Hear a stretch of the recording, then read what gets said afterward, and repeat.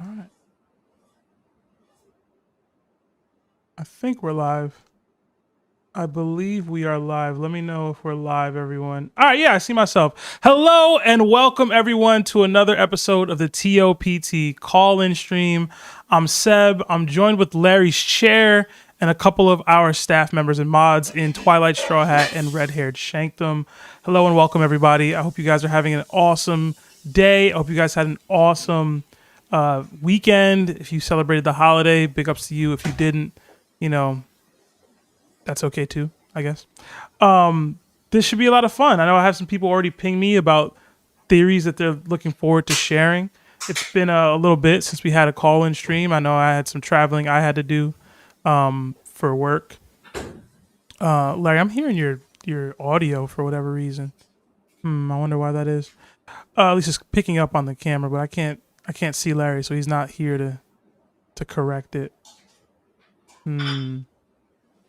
I wonder I was why gonna that say I'm is. not hearing any echo or anything. Let me know if y'all are hearing like an echo. It's like picking up on the audio here. I don't know how or what. It's weird. I muted him, so tell me if that makes a difference. No, it's not. It's all just like consistently. I mean, if y'all hear anything, let me know. It's just the desktop audio keeps showing as if something's happening, but I'm not hearing anything from anything. Maybe you're just breathing too hard, bro. But it wouldn't come in through the desktop audio, is what I'm saying.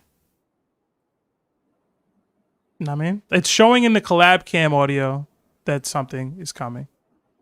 I don't know. I'm about to just mute that, see if that changes anything. Larry, talk again? I love fat women. All right, let me know if y'all can hear Larry talking, because I definitely muted the collab cam, but I'm not sure. Where all my big girls at? Where all my big girls at? They in the chat? I don't even know if my big girls in the chat right now. I don't think there's many big girls in the chat, bro. Mosh mosh. Mosh. You know for a fact there's no big girls in the chat, Larry. I mean, we don't know for a fact, right? I'm trying to. Yeah, you never know. You never You know. never know, man. All right, so it says Larry sounds good. I sound fine. I bet. All right, Yeah. So as you guys know, we try to get the calls on the regular Monday Love streams. my big girls. Can I do my intro, bro? My bad. Thank you. All right, so I try to get to calls on the Monday streams, but we struggle with it, so we decided to do call-in specific streams going forward. So on Tuesdays, typically at 5:15 p.m., we'll have a call-in stream. And in order to participate in this, you have a couple of different options. Either become a warlord or higher tiered member on our Discord.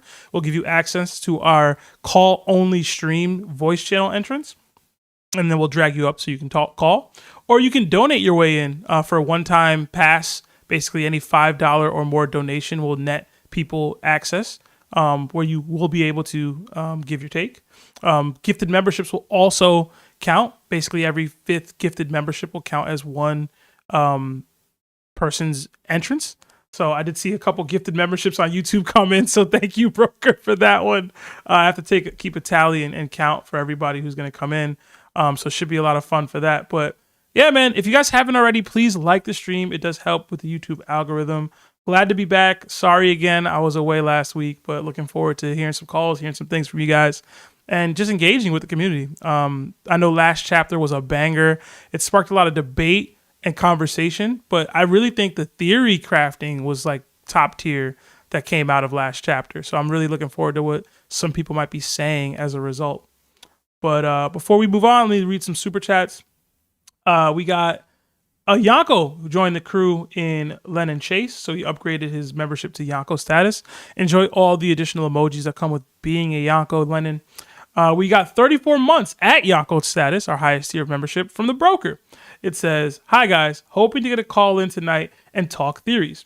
I have an interesting theory on why Emu reacts to the D in Lily's name and why the D clan are described as the enemies of gods." So looking forward to that one. And Broker also sent 20 gifted memberships, so that will get 4 people in here as additional callers. So thank you, Broker. Really appreciate that. Let me drag you up into the call only stream. I'll drag Yami no Ho up into the call in stream. And then we have 2 more open slots for anybody who's looking to jump in here. I guess MerryCanadian. So we got 1 more open slot to add in.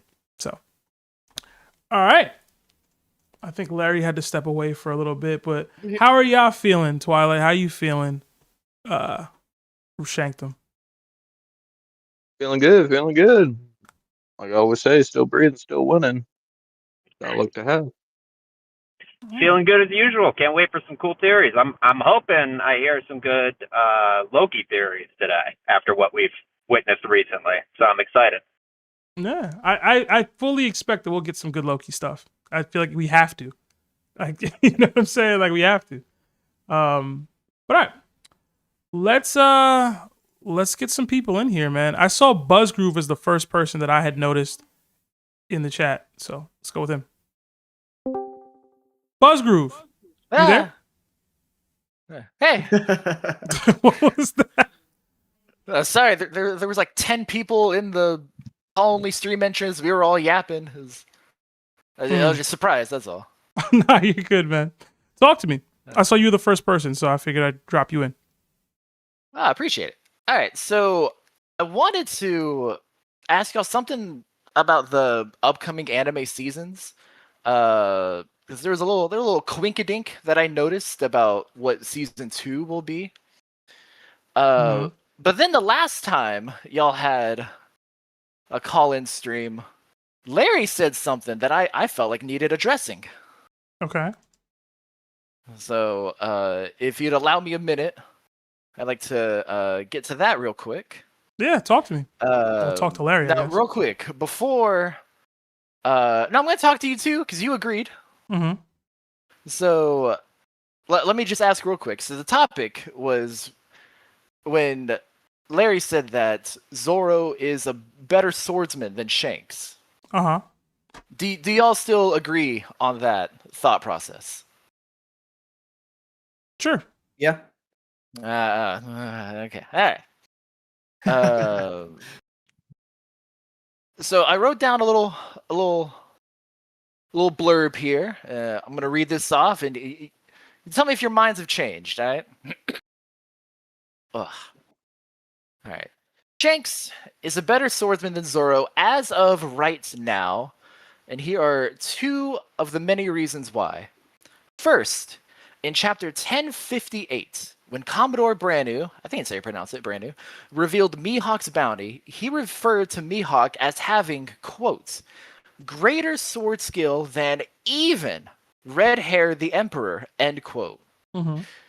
Saying even implies that the other person you're referring to is still in consideration with like, oh my gosh, even stronger than him? Mm-hmm. If you are being talked about that way, then you're still considered, and this is by like the top brass of the Navy, you are considered one of the best top tier swordsmen in the world.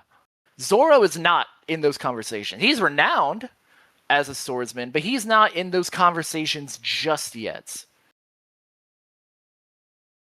And another thing, the second reason, Larry said that we have not seen Shanks use the Gentle Blade technique.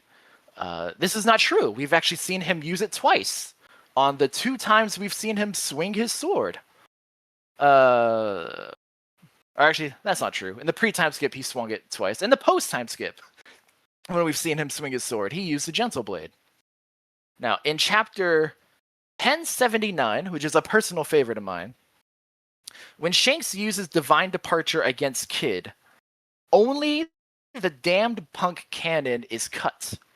If you look at Kid, and every single panel from the attack onwards, this is consistent. Kid does not have a single scratch, a single nick. There's not even any blood coming off a Kid. When there's no blood that comes off of him, there's no pool of blood on the ground when he's laying down, like nothing. There's not a single scratch. He only cuts through the cannon, and he hits Kid with pure Conqueror's Haki. There is some blood coming out of his mouth, but like it's an anime. Like you stub your toe, you're gonna start bleeding out of your mouth. All right. The anime actually took this a step further. There's a quick 2-second shot after the slash where he cuts through the cannon. Kid is not cut, but the ship mast well behind Kid gets sliced in half. I don't know how much weight you put on the anime's depictions of scenes, but by how the anime depicts it, it cuts through the cannon, skips Kid entirely. Kid is not cut at all. And it goes through the ship mast well behind him. So that's the first time we've seen him use the gentle blade. The second time was, and I believe this was the gentle blade. This you know, might be a little iffy, but I really believe this is the gentle blade. Is when he freed Fisher Tiger from his collar. Okay. We see him slash at him. A sprint, slash, boom. Only the collar is cut. Fisher Tiger's fine. And those collars are explosive. So he was using Rio hockey. I guess, I shouldn't say Rio hockey because that's just hockey in Wano. But like he used the inward emission form of armament hockey on the blade, on his blade to cut through that collar. And Fisher was fine. Only the collar was cut. You're going to tell me a blade that big? The blade was like as tall as Shanks. A blade that big, it only cuts the collar and not Fisher Tiger? I believe that was the gentle blade as well. Okay.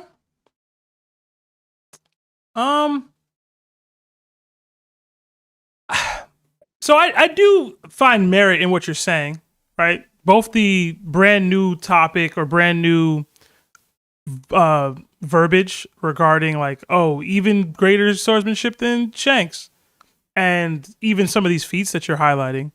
But I guess because I don't see Shanks fight so often, it's hard for me to look at him as like, oh, swordsmanship only / this is his calling card.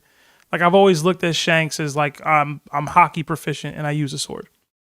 Right? Oh, absolutely. So like Zoro's out here doing like his whole fighting style is just this to me. And I don't have too much evidence to say that Shanks' fighting style is beyond the sword. So I will eat that a little bit, but I don't know, it's just kind of how I view them.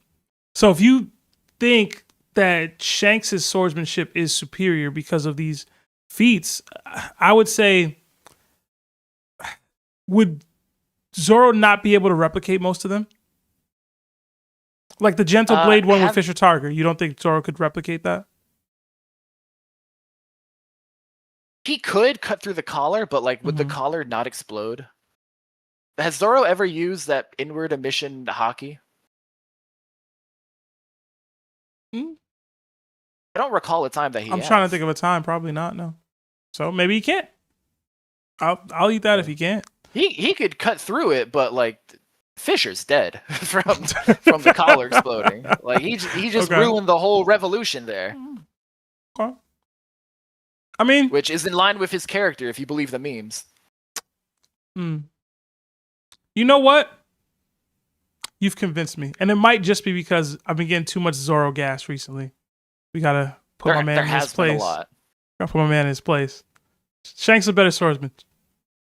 You got me. Look, as of right now, let's not forget, that's one of the first things I said. As of right now, he'll surpass Shanks, he'll surpass Mihawk. But right now, as of chapter 1174, Shanks is still in a tier above what Zoro is. Now, yes, that is fair that, like, we don't see Shanks out here. We see Zoro all for the past 1174 chapters. We see Zoro out here using his swords. Even Shaka was warning Lilith, like, hey, yo, like, you see him, like, ready with the blade? Like, you're gonna die. Like, back off. Like, he is known throughout the world as a swordsman. I think it even, when it revealed the Straw Hat's new bounties after Wano, I think it even referred to Zoro as a master swordsman. Did it? I want to say, like, in the narration, like, not on the Wano poster, but, like, in the narration box, I want to say it said master swordsman Zoro. I could be making that up, but I really... Yeah, I'd have to go back and look at that. All right. Larry, you got anything for Buzz? Yeah. So the reason Lay it on me, why Larry. Shanks isn't a better swordsman than Mihawk is because Shanks mainly focuses on hockey through his blade. And it's very different because you could be a good sword user, a good blade user, but absolutely lack the hockey. You could just have better skills as a swordsman, but lack the hockey, right? And Correct. that's basically what Gentle Blade is. Gentle Blade doesn't actually infuse hockey into those techniques, right? First, you have to be a strong blade user or a gentle blade user, and then hockey is attached to it, making those attack styles or defense styles even stronger. So with the strong blade, it's characterized by overwhelming heavy attacks intended to like cleave through opponents in defense. It is often used for like leading charges and breaking through enemy lines. The gentle blade emphasizes high speed. So it's like efficiency, precision strikes, rather than just brute force. So it's like when Mihawk took the bullets that were shot at him, cut the bullets, and then, use the bullets to like deflect them as it rode along Yoru, right? That's Gentle Blade.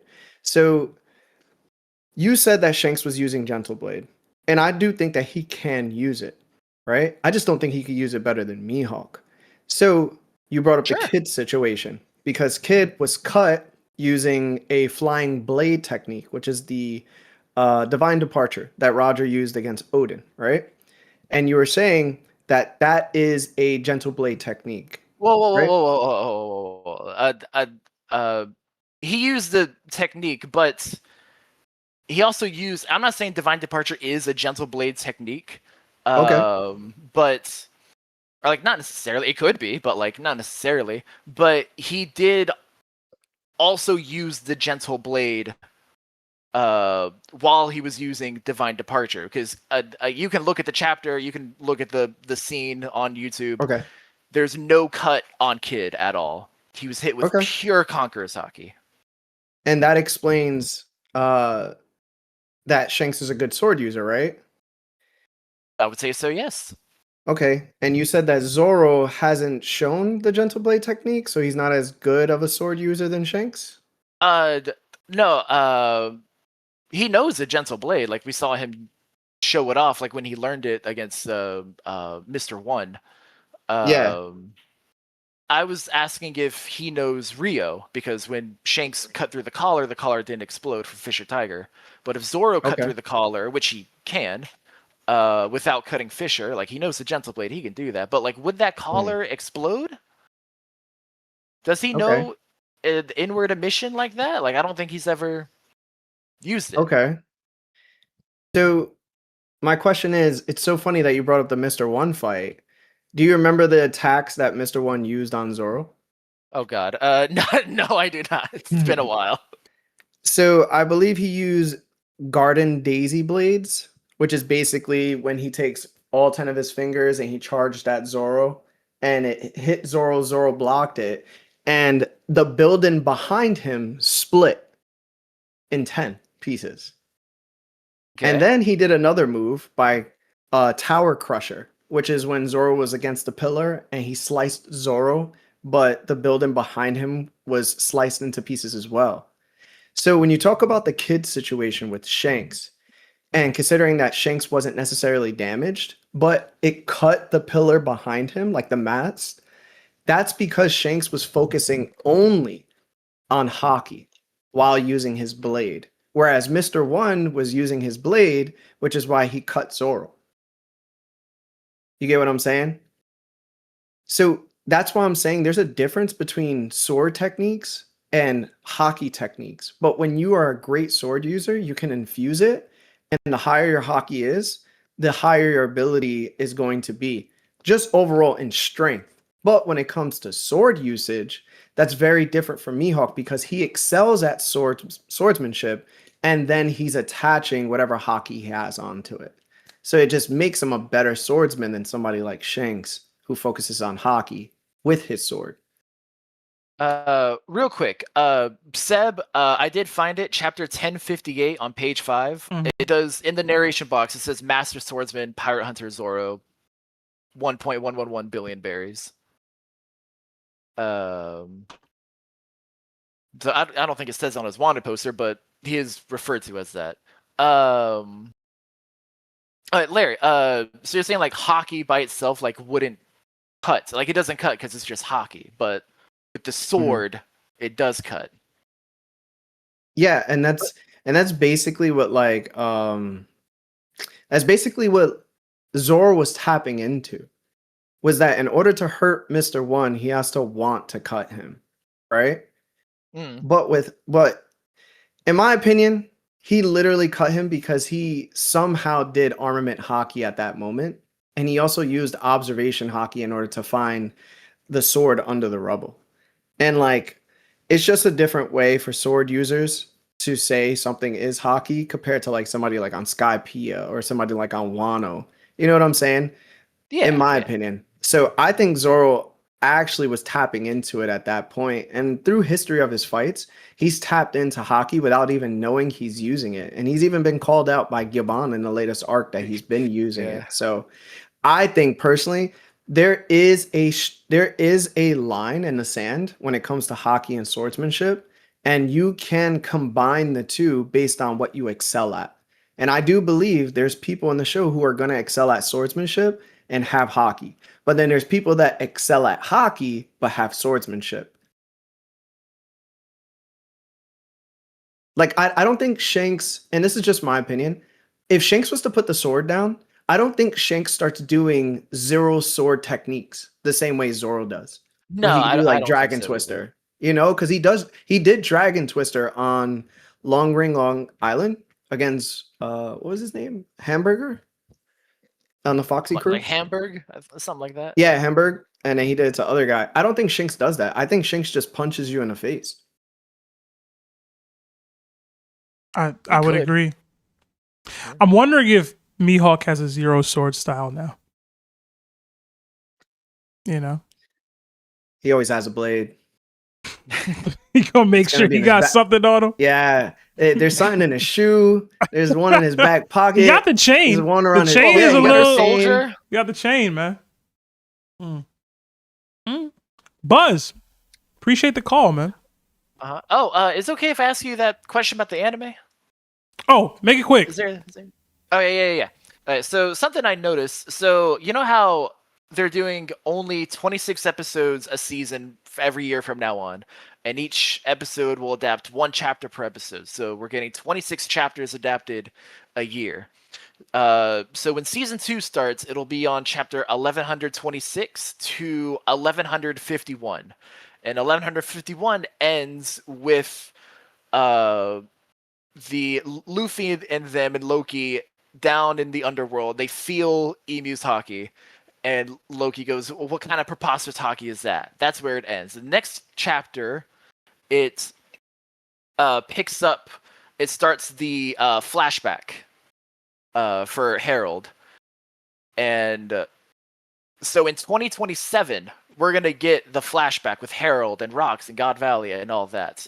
Right now there's still like 3 or 4 chapters left before we get the next group of 26 chapters to make 26 episodes. So I was wondering, so this season 2 seems to have a very nice start and end point. Starts with Elbaf, ends with just right before the flashback hits. I'm wondering if you think that Oda will kind of like incorporate that into how he structures the story from now on. Like we'll get every 26 bookend chapters or so, something crazy would happen, or like a nice cliffhanger-esque moment would happen. You said we have how many more chapters until that happens? 4 more? 26 more chapters until until the Emu and Loki and all of them feel it at the bottom of Underworld. No, I'm saying how many more chapters do we have left until we make up that next 20? Oh, sorry. Hold on.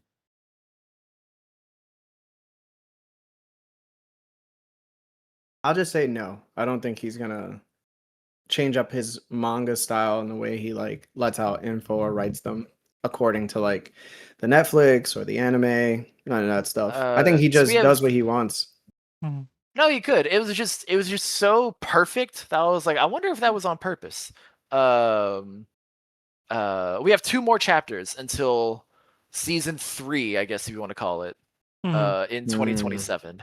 So I would have agreed if the chapter we had just got was the bookend.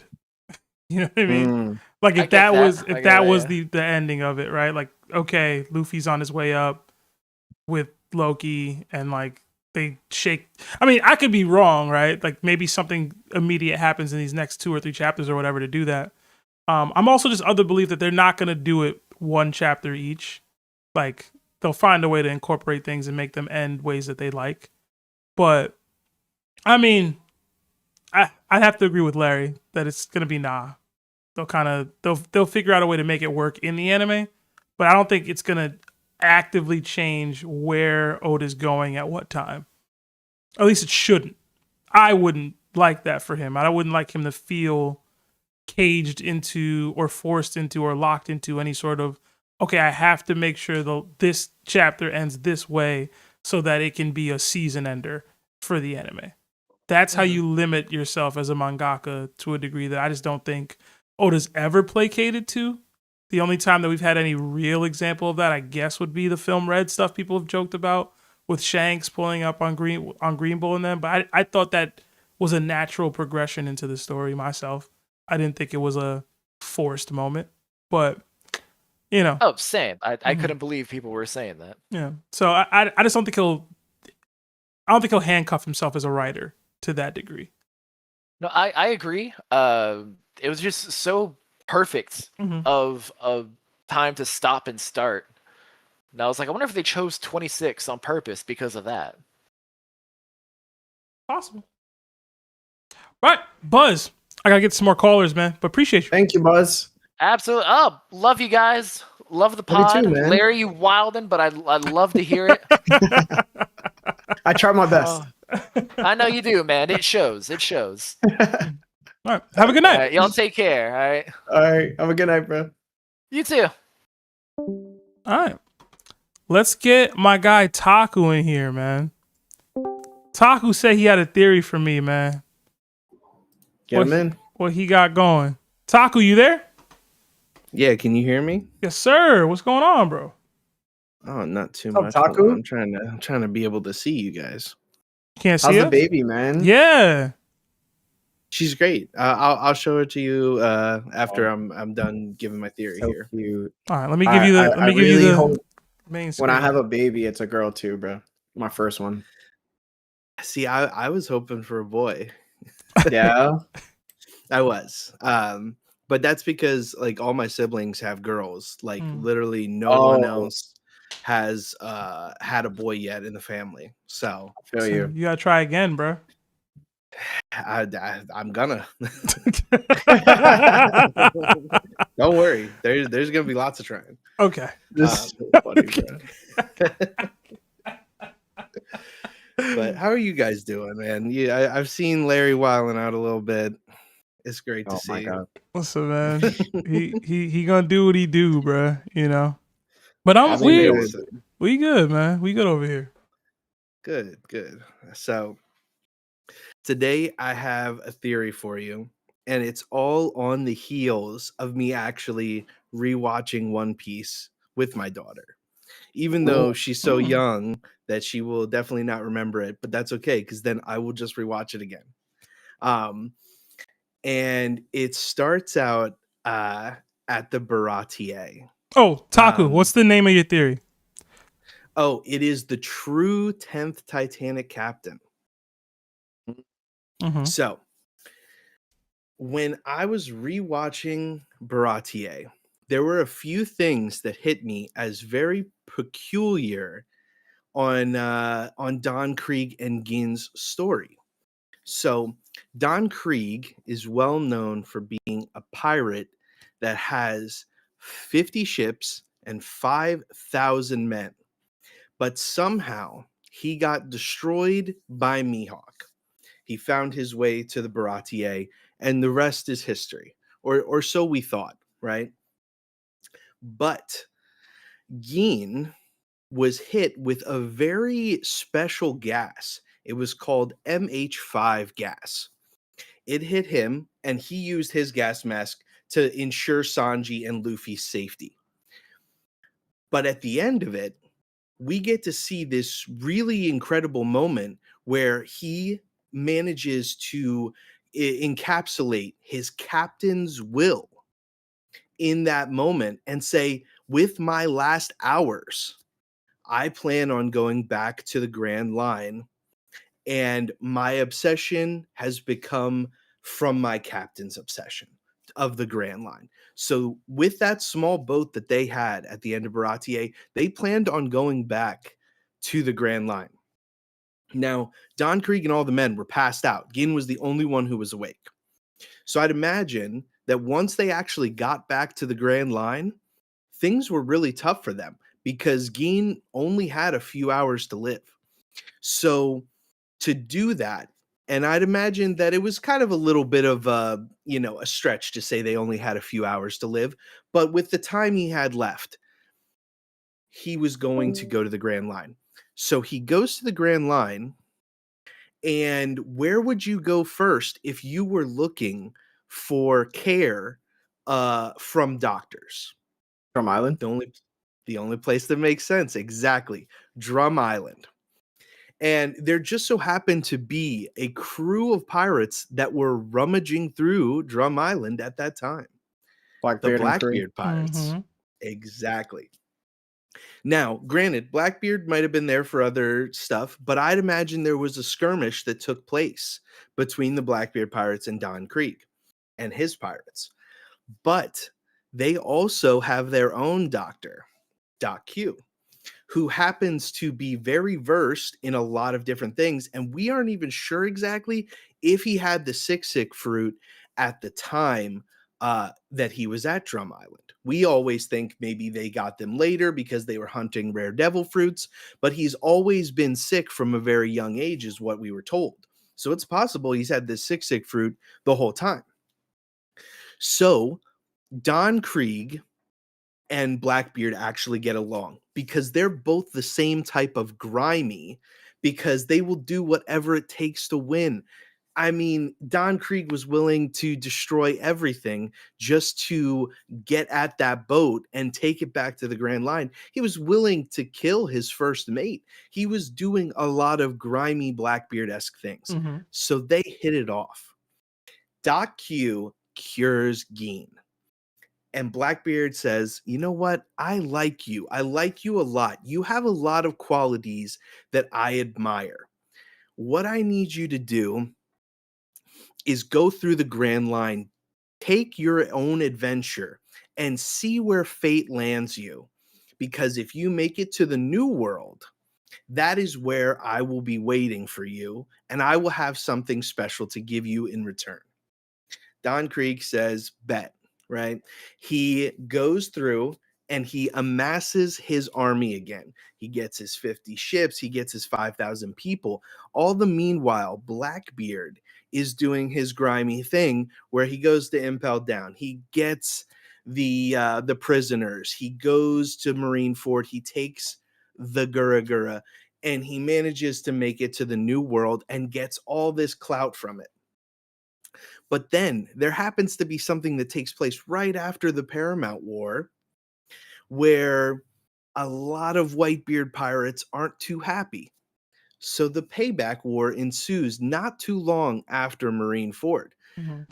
But as we know from Blackbeard, he was struggling to find a ship. He took Bonnie all in a means to trade for a battleship, and then he ended up running from Akainu. So he really didn't have anything to his name. He had his 9 crewmates that he just had, and then he has himself, and they were struggling to make it through. They made it to the New World, but they had nothing to back them up. So all of the remnants of the Whitebeard pirates as themselves, I mean, we're talking, thousands of people, essentially. You even have commanders, you have Jozu, Vista, Marco, all of these people, they should have no problem wiping the floor with Blackbeard and company because they outnumber them 1,000 to 1 basically. Hmm. But somehow, just Blackbeard's crew, we are told, is the victor of this. But I don't think that that's how it went down. See, I think that's when Don Krieg came through in the clutch for Blackbeard. They're both off-screen kings at this point, and they use these 50 ships and those 5,000 men, along with the Blackbeard pirates, along with the Gura, along with all these overpowered individuals, and wipe out the Whitebeard remnants to the point where we've only seen Izo and Marco. We don't know if any of them are alive. But Blackbeard wanted something specific. He liked all of the devil fruits that were on Whitebeard's ship. And there's one in particular that has been foreshadowed that belongs now to Don Krieg. You see, when Don Krieg first fought Luffy, he whipped out a glove, and the glove was coated in diamonds. And so the gift that Blackbeard gave him for his loyalty was Jozu's diamond fruit. And that's why we haven't seen Jozu yet. But it gets even more crazy because after thousands of chapters, we finally get a look at where Don Krieg just happens to be during Vegapunk's speech. Where is he? Pirate Island. He's in the one place where the guy belongs at this point as the secret 10th Titanic captain.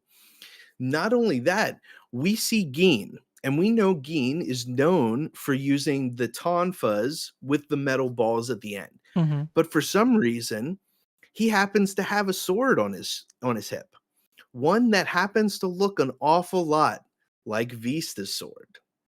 And it looks like he took a special treasure from the Whitebeard pirates too. So, all this to say, I truly believe that the 10th Vista's Titanic sword? captain, I believe so. It's I got a gotta very go look similar at hilt. that, man. It's got the similar hilt, man. It do. It's got a similar hilt. I'm just saying it kind of looks like it. But what I'm saying is the 10th Titanic captain and what will eventually be, and this is going to be crazy, will be Zoro's matchup when the actual Blackbeard pirates fight the Straw Hat pirates. And the reason why is because Mr. One foreshadowed it however many chapters ago, almost 1,000 at this point, because after he cut steel, Mr. One looked at him and said, "What are you going to do now? Are you going to learn to cut diamonds?"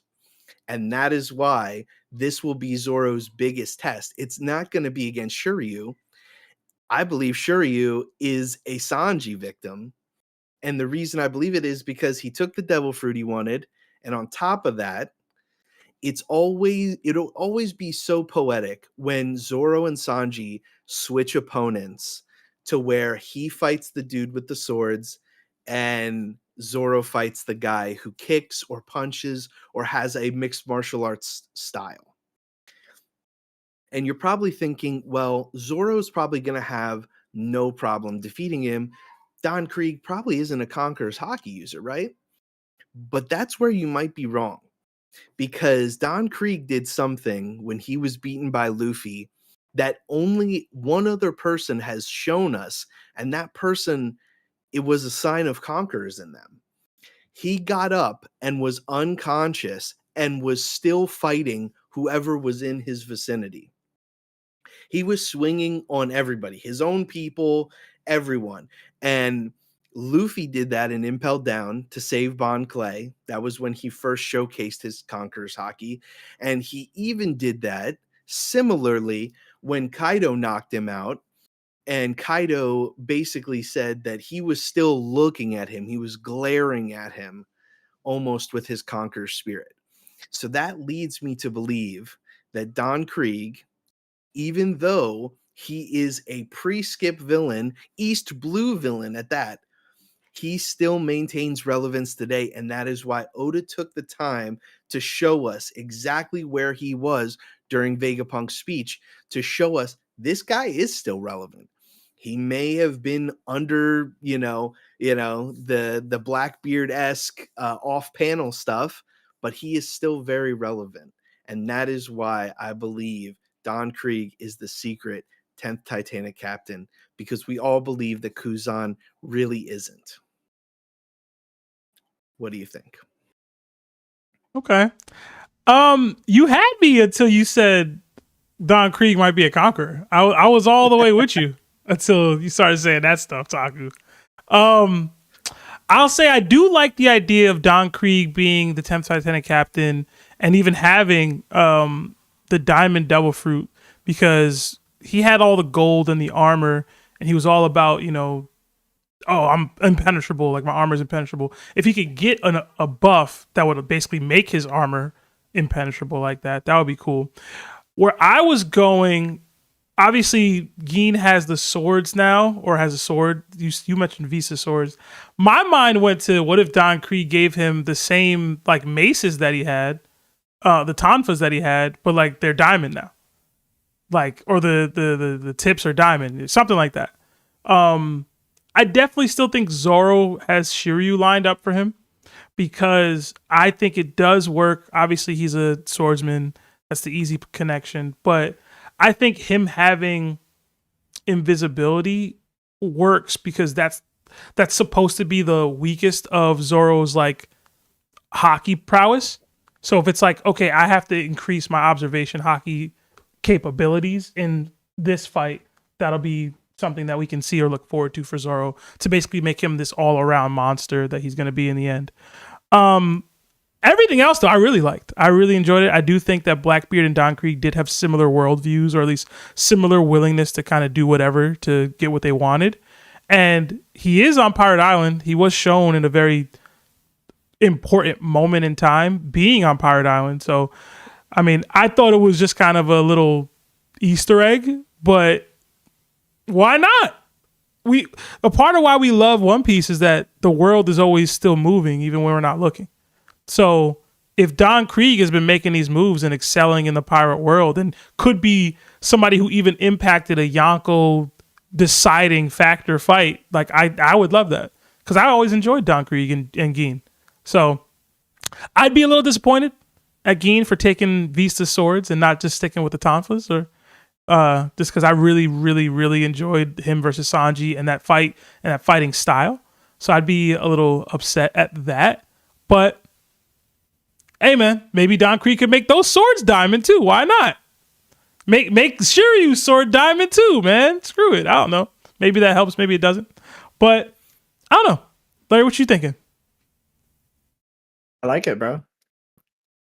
I mean, it definitely brings it back. I don't know if I would probably want to see Zoro fight, you know what I'm saying, Don Krieg, somebody else then Shiryu, but I get it. You know what I'm saying? I thought it was well thought out. It felt like, it felt like good writing. I could see, like, we don't see much of Blackbeard's adventure. He has to come up somehow. Luffy does have the Straw Hat fleet. In comparison to him, he has, I don't really know how many members Blackbeard has currently. I always thought he made it up numbers-wise with, like, Pirate Island. But even then, they ain't moving nothing. He doesn't run it. Yeah, he don't run his crew like Rocks did. So, like, I don't think none of those pirates are really in his crew. So it does make up for what he lacks. I just don't know if Don Krieg has any hitters that are the same strength level as like Orlumbus or any of these other guys that are in the Straw Hat fleet. You like really Barto said Orlumbus, bro? That's the name you went with, bro? Hitters? I was just naming one of them. I mean, even Hitters? Haruden. I can go on. I just didn't want to name every single one. My man had Bartolomeo right there and said Orlumbus. Yeah. All right. I mean, honestly, I don't even know if Barto's alive. Orlumbus is probably good to fight Pearl. Like, I mean, I don't think that he's beating Pearl like super easy. Listen, Orlumbus was a crazy shout. He's literally the seventh. Like he's it was crazy because like his whole thing is like throwing people and then also a whip, and it's February, man. That's kind of messed up. I wouldn't. Oh my god. I mean, you could have named anybody else. Listen, Taku man. all the I don't know time. if Barto's alive, bro. I should have just said Haruden.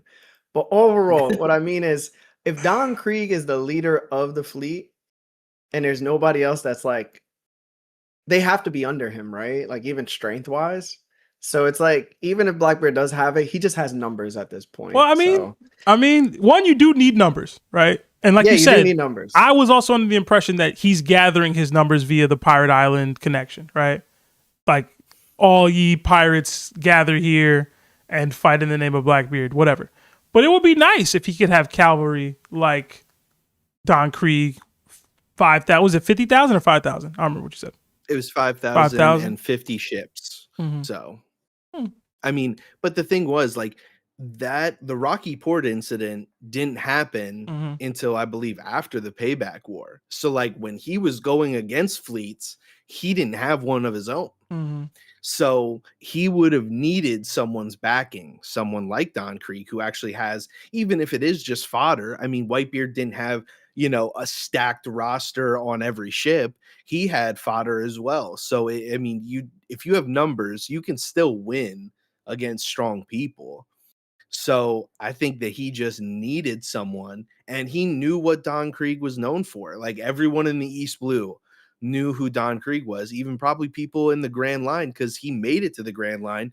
He just got packed up by Mihawk, like, Yeah. I mean, in the grand scheme, This is in the grand scheme, Don Krieg's L's are the world's strongest swordsman and a Yonko. So give him his grace. essentially what this would be.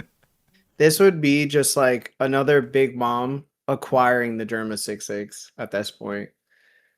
Yeah. That failed. Like, that walked, so like Blackbeard could run. Listen, when the Germa Double Six and Neo Mads joins the Cross Guild, you heard it here first, man. Special Science Division. All right. Listen, I mean, there's a lot of evidence to say. I mean, like you said, Don Krieg, his whole thing was the gold impenetrable armor. No one could touch him. What's the next best thing? Having a diamond devil fruit. And like, who would, how much of a huge jump I feel like would Zoro need to actually cut the diamond, especially if Don Krieg knows like good hockey. I mean, we even saw like it took an admiral level opponent to take off one of Josu's arms, like when he wasn't paying attention. Larry's face, man. You jumping the gun. Jumping the gun. Yeah, we give it Don Krieg hockey too now. Good hockey. Yeah. Listen, You said Conquerors yeah. earlier. I thought you was tripping then too, man. So let's scale it back. If he made it to the New World, which we see him at Pirate Island, There's a lot of you New can't World make it that pirates far without hockey. There's a lot of New World pirates without hockey, Taku. It's a lot. Listen, You think Bellamy's Pinkbeard got has hockey? No, but Bellamy's got hockey. Like, I mean, he's got Put like this the way, bare minimum, Taku, I feel. Bellamy was always stronger than Don Krieg. Yeah. That's true. Even when he didn't have hockey. Like when they were both That's non-hockey true. users, he was stronger than Don Krieg. Then again, though, he did catch Luffy with that net and threw him into the water. So technically, he could have caught Bellamy. Mm-hmm. Don Krieg versus Bellamy pre-skip? That's where we going? Okay. There's a fight. It's an argument. If he poisons him, it's an argument. He had an exploding, spear. Like, he just needed to hit Bellamy one time. With Bellamy that. wasn't I a don't tank. think He wasn't no tank. sure I'll tell wasn't. you that. I can tell you this: Don Krieg took more hits than Bellamy did. Hey, man. I'm just saying. It's disrespectful. I don't think it is, actually. I'm thinking about it. It's really not. Styles Don make Krieg fights, bro. Got a lot of hits. Like, he got a lot of hits. And he had just got packed up by Mihawk like 2 days prior. Like, he had one meal from Sanji and then decided to basically wage war on Baratier and then fought Luffy. I don't think it's crazy to say he could beat Bellamy. I really don't. I'm with you, bro. I'm with you. Pre-skip Bellamy though.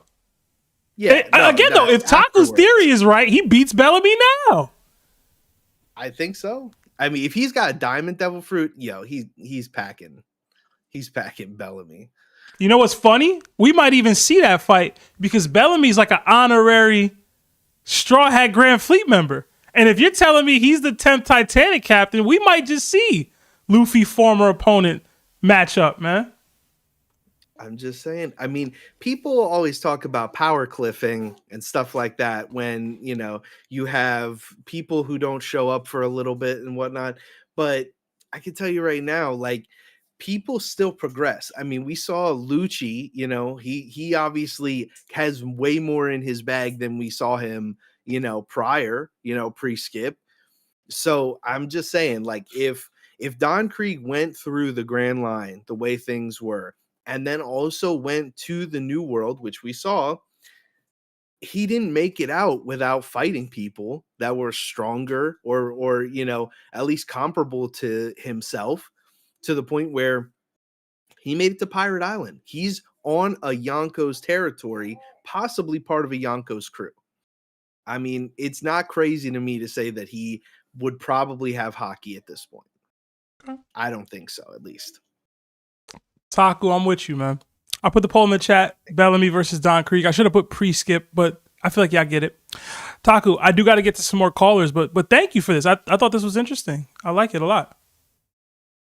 Do you wanna quick see her before? Oh yeah. Before I get out of here. Yeah. Hey. So cute. Oh my god. I forget her name. What's her name again? Noelle. Noelle. So cute. Noelle Drew.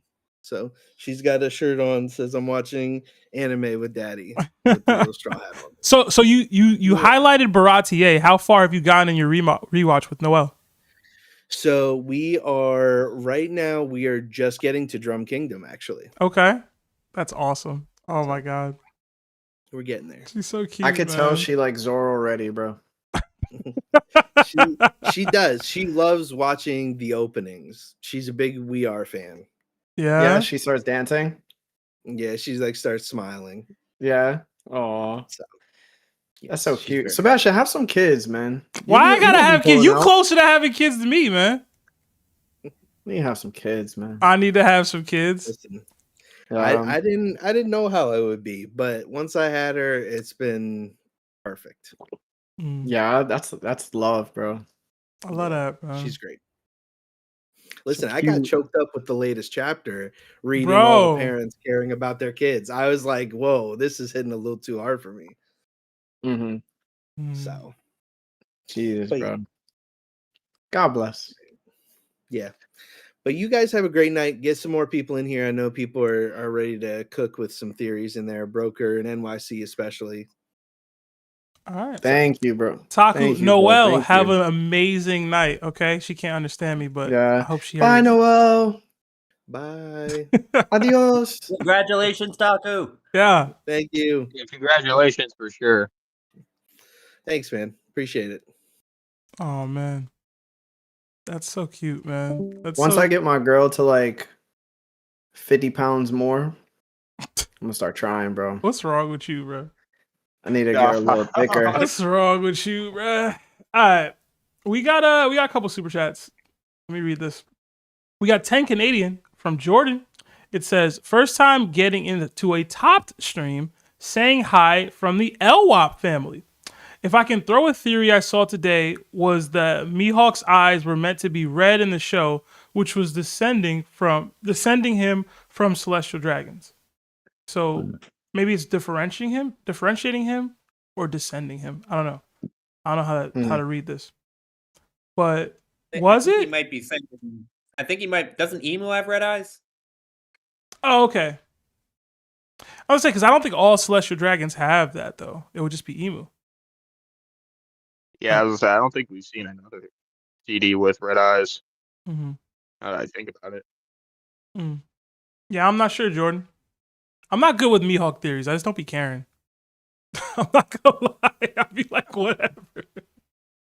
Yo, maybe I am a Mihawk hater, man. It never moves me. I'm never like, It's a oh product. yeah, this is great. No offense. Another 5 from Buzz, who's just up here. It says, I miscounted. We actually have 3 chapters until we get the full content for season 3. Okay. We'll see how the next 3 chapters go and see if they are a good bookmark. We'll see. And another 2 from Wise Life Gaming. Will any more Logias be revealed in the story? I hope so. I really do. Dying. Maybe 2. I'd probably say 2 max. He said, meanwhile, Seb at the Costco pharmacy section. Let me rock, man. Let me live, bro. Let me live. All right, let's get... We're all letting you live. You didn't have to make an announcement to everybody. Listen. I just try to do good for the people in my community, man. That's all I try to do. Let's get Broker in here. Broker, you there?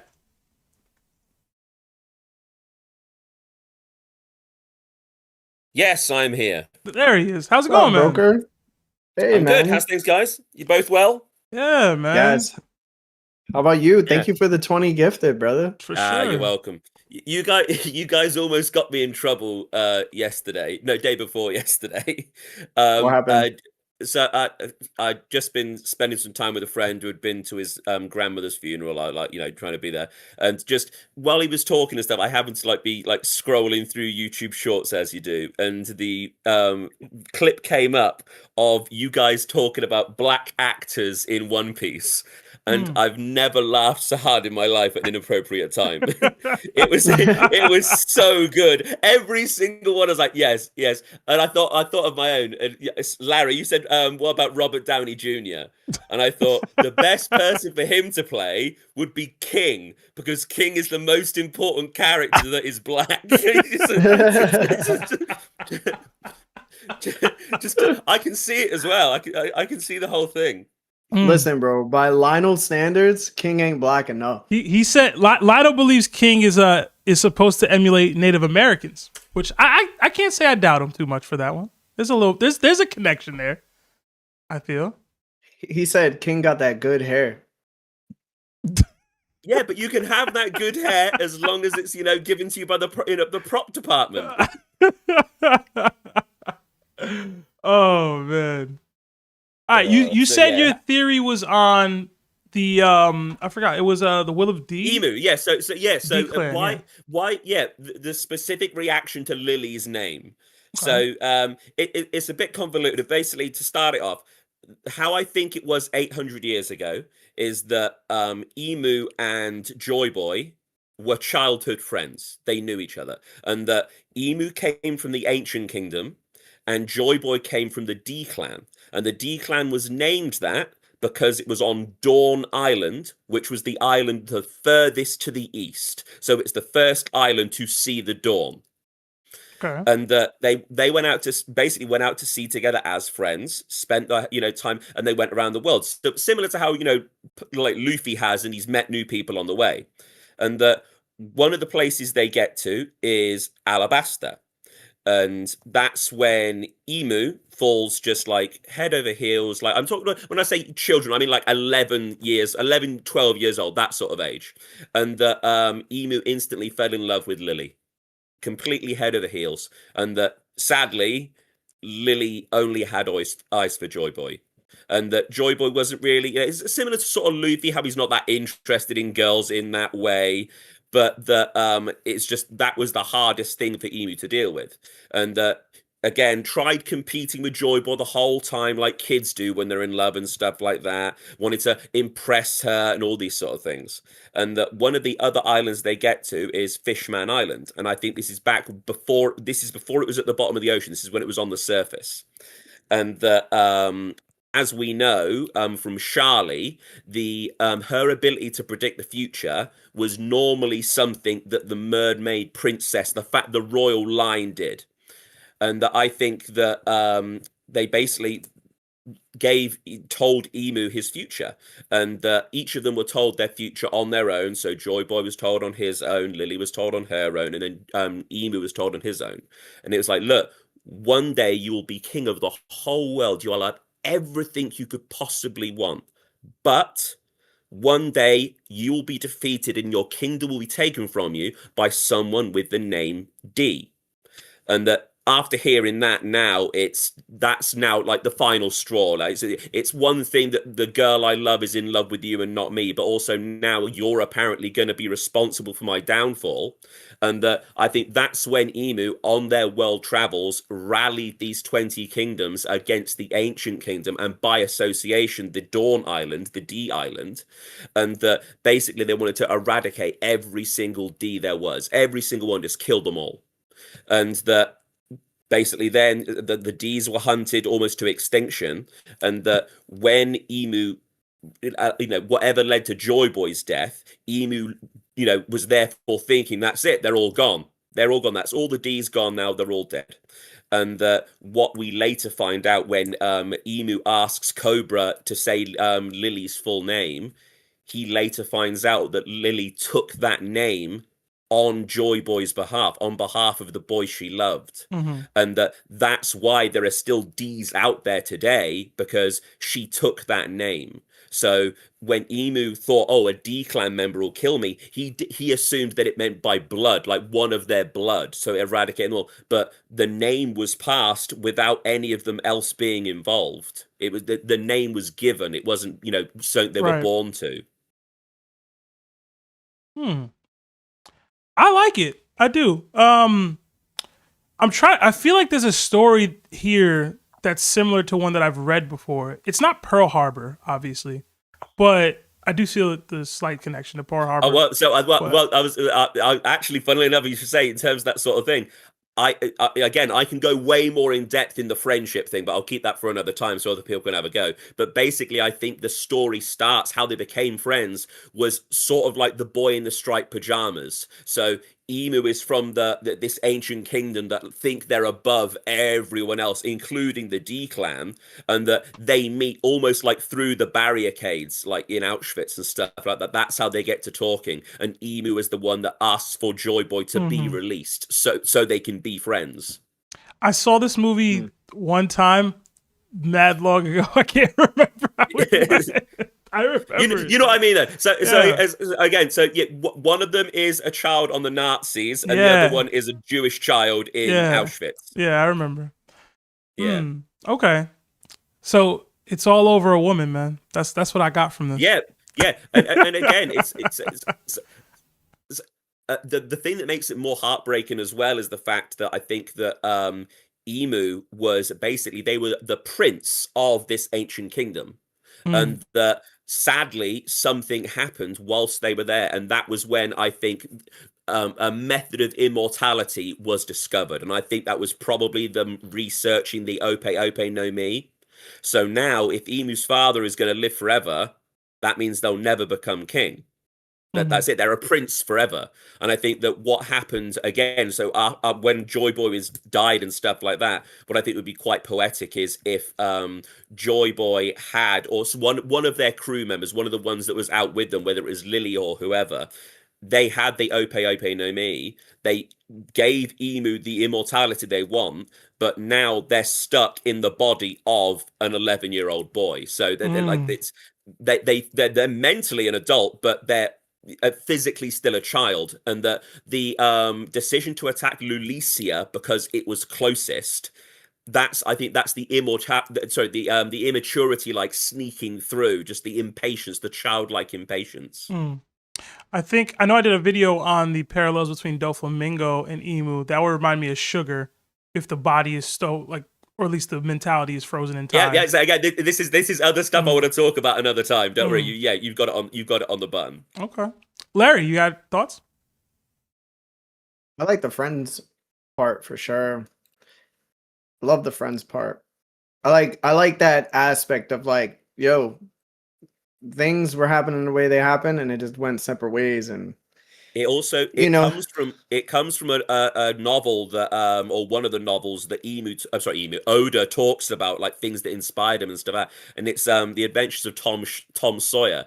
And it's literally about that sort of thing where one day a friend of theirs that was a girl that was away for summer vacation comes back, and when she comes back, she's starting to look like a woman, and all the boys, everything about how they used to treat her changes. They don't treat her like one of the boys anymore. Now they treat her like a girl. Yeah, man. I mean, I like the aspect of the friends. I like it.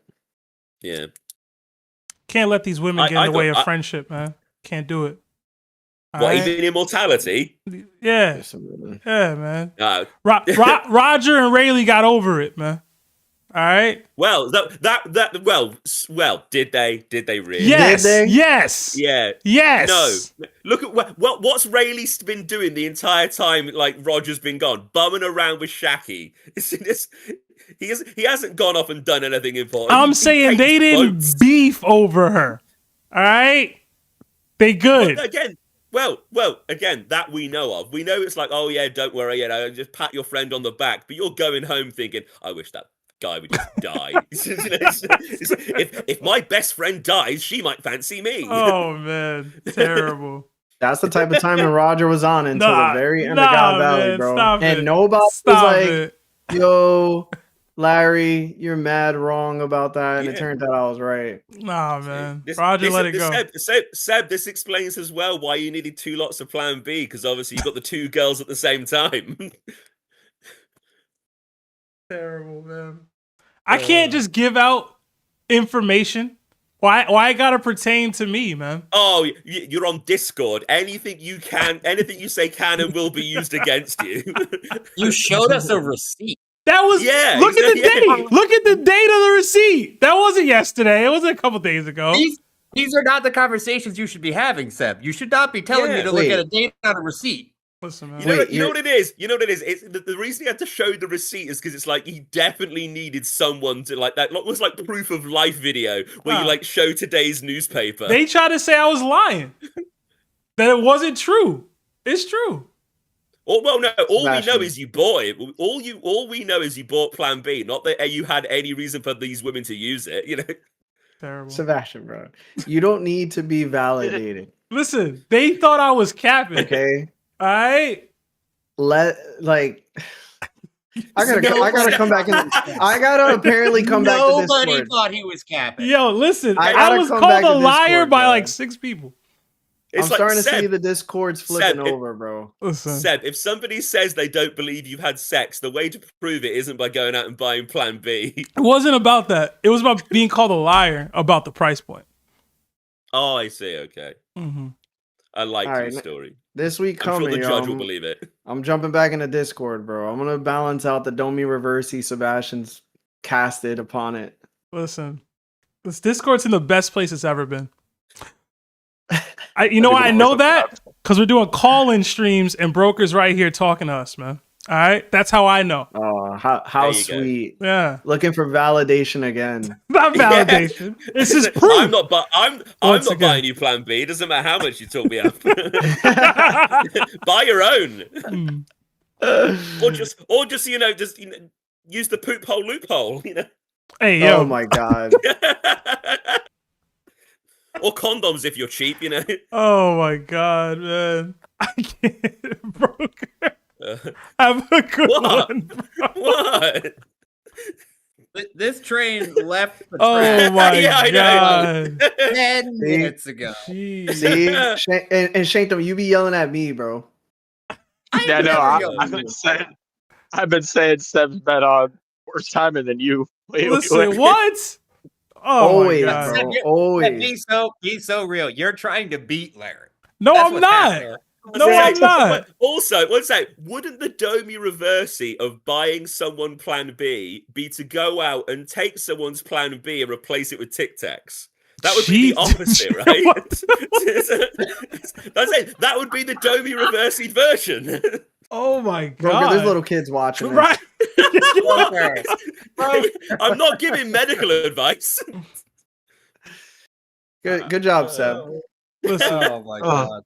Good I'm job, not making any more announcements, man. That's it. I'm done. I wonder how Twilight's going to timestamp this conversation. Yeah. Twilight, I give you full autonomy on what you want to do there, bro. If I get to be the first person to have, if I get to be the first person to be bleeped out on stream, that'd be great. I'll take that. Broker, I already got the title in mind. have a good night, man. Appreciate Good night, you, broker. guys. Much love, You, bro. and you guys, much love. Good night. Oh broker. man. How do we get there, bro? Wow. Anyway. I wonder. I can't let people know about a discount that they probably didn't know about. There's a lot of people that didn't know. Seb's like, we're all looking for the guy who did this.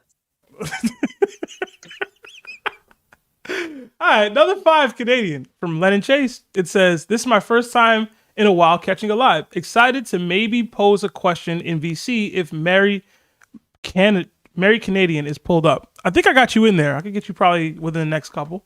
So wait it out." Another 2 from Manny D. Nika. It says, "I have a theory that Dofi's eyes are like emus." Okay. We've been getting a lot of Mihawk eyes conversation. Dofi eyes would be interesting. All right.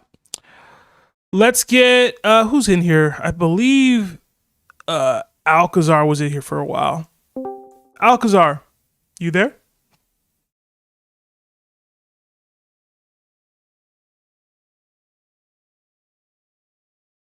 Alcazar going once.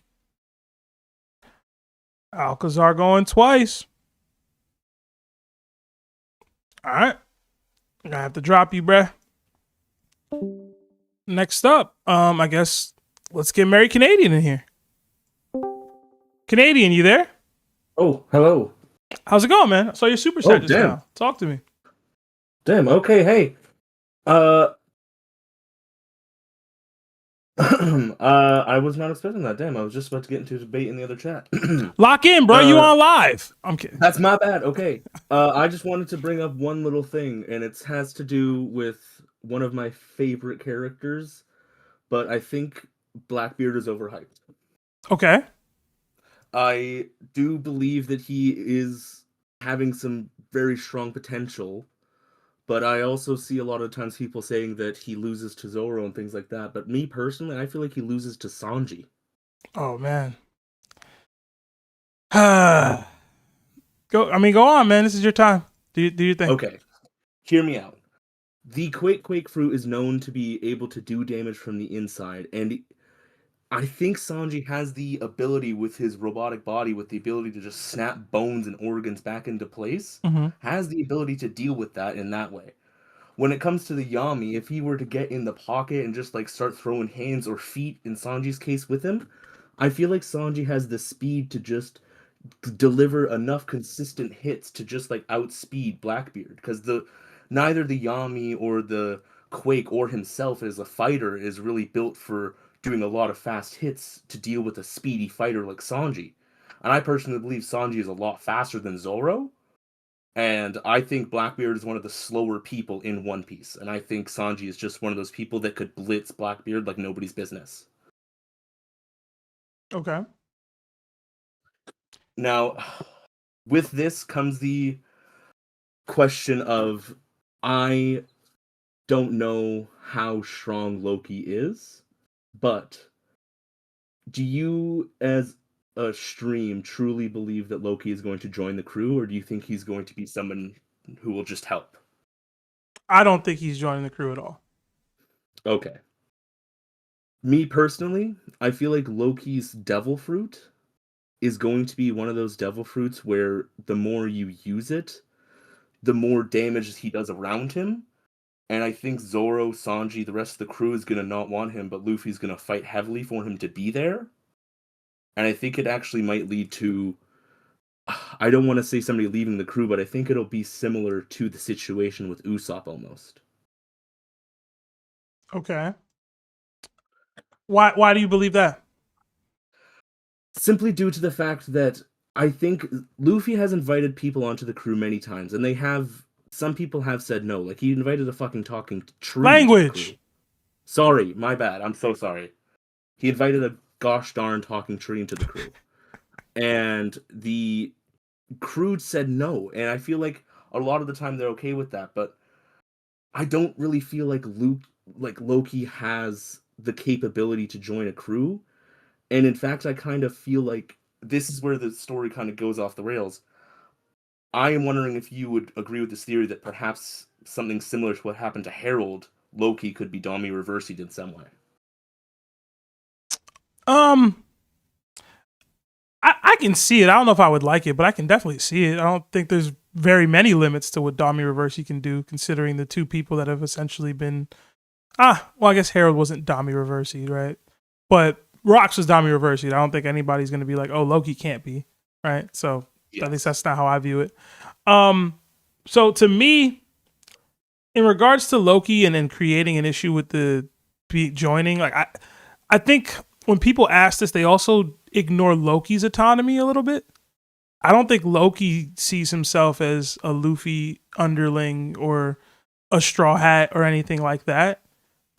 He does see himself as a protector for Elbaf and a destroyer, and he wants to do these things and be the sun god and whatever, right? Like, we don't have full characterization on him, but we do have a decent amount. And I just don't think most of that stuff has leaned into like what most of the Straw Hats gained from being Straw Hats. I just don't think that exists for Loki in the way that it did for them. So I don't know. I don't think that it would ever become an issue because I just don't think Loki would be like, yeah, you know, like even if Luffy wanted it, like even if Luffy wanted it, I don't know that Loki will ever want it to the degree that Luffy does, where it's like, hey, let's make this happen. And the crew's like, nah, you know? And also, I just don't think that element of the crew really exists to that point where they would buck back on Luffy's wishes so much, especially about a Nakama joining. The only time we've really gotten that was Usopp and Luffy, and that was in regards to Kaya's ship. I don't think anybody's going to give Luffy that kind of a hard time about him asking or demanding or wanting someone on the ship, right? Like, they have respect for Luffy as a captain at this point, and Luffy has some of the best emotional intelligence in the series, and I think a lot of them have already seen examples of that to this point, where it's like, if Luffy believes this guy's a good dude, they'll be willing to at least hear him out. You know what I mean? So I just don't think it'll become a problem. Somebody in the chat brought up something that made me wonder about the Dami Reversi. Mm-hmm. I wonder if it was attempted, would Ragnar have an effect on that? Like, if because he has a weapon that also can use hockey, would that like cause an issue with being Dami Reversi? Probably. Possibly. I mean, Ragnar's not just some weapon, right? Like, it's been guarding who knows how long, but it's been guarding something on Elbaf for probably centuries now, right? So it's like, we talk about hockey, will transference, and like being able to pass through abilities into other people and things. Like, Ragnar probably can do that. It is sentient. It has its own mind and thought process, and basically deemed Loki worthy. I know it's been highlighted before that like Loki is very similar to Thor, right? I think in the MCU and maybe in Marvel Comics as well, Thor has been like defeated or KO'd before, and like Mjolnir was able to bring him back, right? I think in the MCU was the axe, like Thor got taken out by the dying star, and he was like, oh, he needs the axe in order for him to be like returned. It would be a similar situation to that, where it's like, you know how Enel kind of jump-started his heart using his ability? Maybe it's something that Ragnar can do to like jumpstart Loki's regular thoughts or Loki's regular mind. I don't know, but I like that. I can see it. I just want to leave you with one thing, and then I'll hop out of here. The way I could see maybe somehow Loki being tempted to join Luffy's crew is if somehow he were to view Luffy the way he viewed Rox, which I don't really know how, but that's just sort of how I had it in my head. Okay. Larry, you have anything for that? I know I've been talking a lot. I don't know if you have anything for that specifically. I was just letting you guys rock. You guys are good. Okay.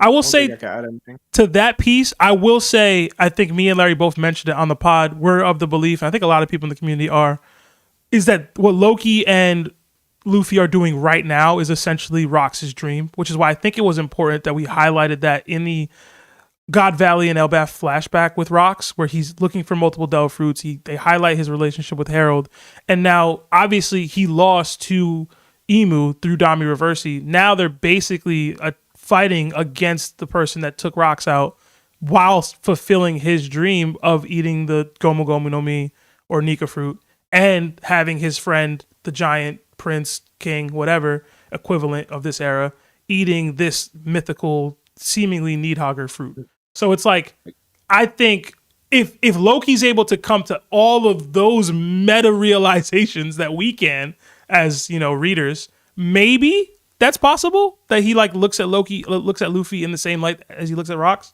but he would basically need that deeper understanding that we kind of have or are theorizing now, versus like actually I like that. getting. Mhm. And the more I think about it, God Valley, Ibu came out of that a loser. Like, the more I think about it, like, so many people left that situation that are now a problem for him now. From Blackbeard to Shanks to, like, really Shanks taunt Luffy at the end of the day to, like, Kaido was causing problems to the world government. Like, it was really a bad deal for him. Yeah, I mean, that God Valley essentially is the genesis of the pirating that we see to this day, right? Like, it kind of steered everybody in the directions of who they would become eventually. And we saw a lot of great pirates come from there. And then Roger, the greatest pirate, came from that situation as well. And they all kind of went their own separate ways. But I think there's that panel that basically says, like, the splitting of the era, like, this is the genesis of it all. So this is the start of it. I really like that they said this is not their peak. Like, they grew after this to the peak of their pirating careers. This was the peak of Rocks, and this was the start of their era. That's quite nice. Yeah. All right. Well, thank you very much for having me. I really appreciated talking to you guys. Yeah.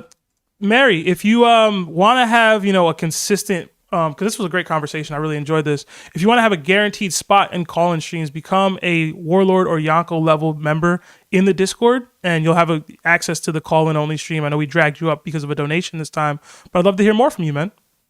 Yeah, I just became one on YouTube. Maybe I'll think about it. Absolutely. All right, man. Thank you, man. Bye. Oh, almost shanked him out of here. All right. We did have another $20 super chat from Miracle D Mayo. It says, I just worked 13 hours and I had theories, but I'm so tired. And I see Larry is hip to Ragnar being able to pick who is worthy, cough, cough, Usopp. Also, I'm still on you guys for watching Slime for break at least 5 episodes. I'll see what I can do, man. I got Twilight hitting me about Made in the Abyss. I got Miracle hitting me about Slime. I don't be having all this type of time, man. I just don't. I don't. All right. We got another 5 from Josie. It says, me in 2025. Loki ain't joining the crew. Not to mention he can't even fit on the ship. Oda in 2026. But can the ship fit on Loki? Yes, it can. It definitely can. Josie continued. He said, please no. I could see Loki, I could see the Sunny being on Loki's back to traverse something. Maybe the Red Line. I could see that. I wouldn't even be mad at that. I just don't know if that makes him a crewmate, And it might not just be the Sunny, considering how big he is. It could be a whole alliance. So, yeah. Right. Let's get another caller in here. Let's get, NYCAnimeNerd shows that he's deafened, so maybe I won't go with him. Let's go with CalibCook. Caleb, you there?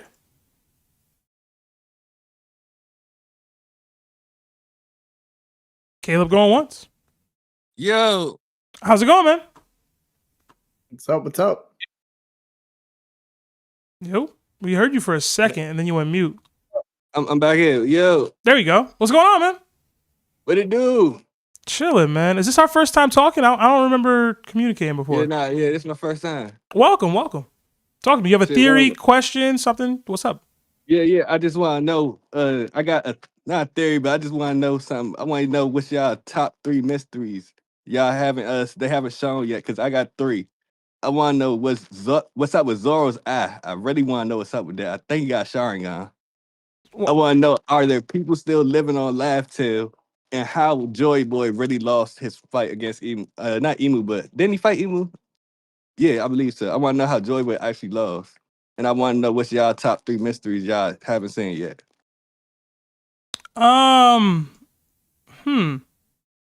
I definitely don't wonder about Zoro's eye at all. He got his eyes shut, man. It's definitely not a Sharingan. I don't know what that's about. Florian Triangle's one for me. Larry, you got one? I'm trying to think off the top of my head. Mysteries for me. Biggest mysteries? Sheesh. Uh, I'd probably say the mural. That's probably the most interesting thing to me right now. Just like everything in it. I mean, a bigger mystery for me is obviously the Voight's entry and the second world, like Joyboy and stuff like that. But I'm really interested, really interested in actually the first world. I think my biggest interest in One Piece right now is the first world. Like I'm hoping that we get so much more than what I thought we were going to receive from Joyboy's era. Yeah, I really want to see like how Joyboy, the whole war. I want to see like a real arc, like a whole arc about Joyboy. Honestly, like a God Valley, but for just that time. I'm low key hoping like once One Piece ends, if we don't get the first world, Oda does like a prequel, so we can see how like that Nika user lost. I would like to see the bad guys win, you know what I'm saying, and then put it all together. And I don't think he's gonna do that, but I would really love if we saw the first world, or maybe even got the second world story. The egg on Roger's ship's another one for me. I just don't know what it's about. I don't know if it is actually relevant or not. Lionel's been talking about it forever, so I kind of want to see what's good there. I'm a BlackBeard guy, so I've always wondered what Marco was talking about, where he said his body was different and he has the 2 devil fruits. I have my own theory as to why he can eat 2 devil fruits, but like, it's just a theory, you know. I don't know. Like, the D clan obviously is like one of the biggest ones. Like, what does it actually mean? There's so many, man. It's One Piece. The One Piece itself. That's my favorite part about it. It's so many mysteries left to see. And like we was talking about how many episodes you think is left, how many chapters left. I'm like, give me another 2,000. 2,000 is crazy. I'm with it. 2,000 is crazy, bro. You gotta wrap it up at some point. You know what I'm saying? 2,000? What number would you really think? What number would you estimate it to be? The last chapter. What chapter are we on now? 1174? Yeah, I think so. 2,000. Exactly at 2,000. Exactly 2,000. I would say 2,000, like 300 something. Nah, I think we give me 3K. 3K is wild, 3K. bro. What, like, where do you think it ends, man? What's the chapter number? What, for the end of One Piece? Yeah.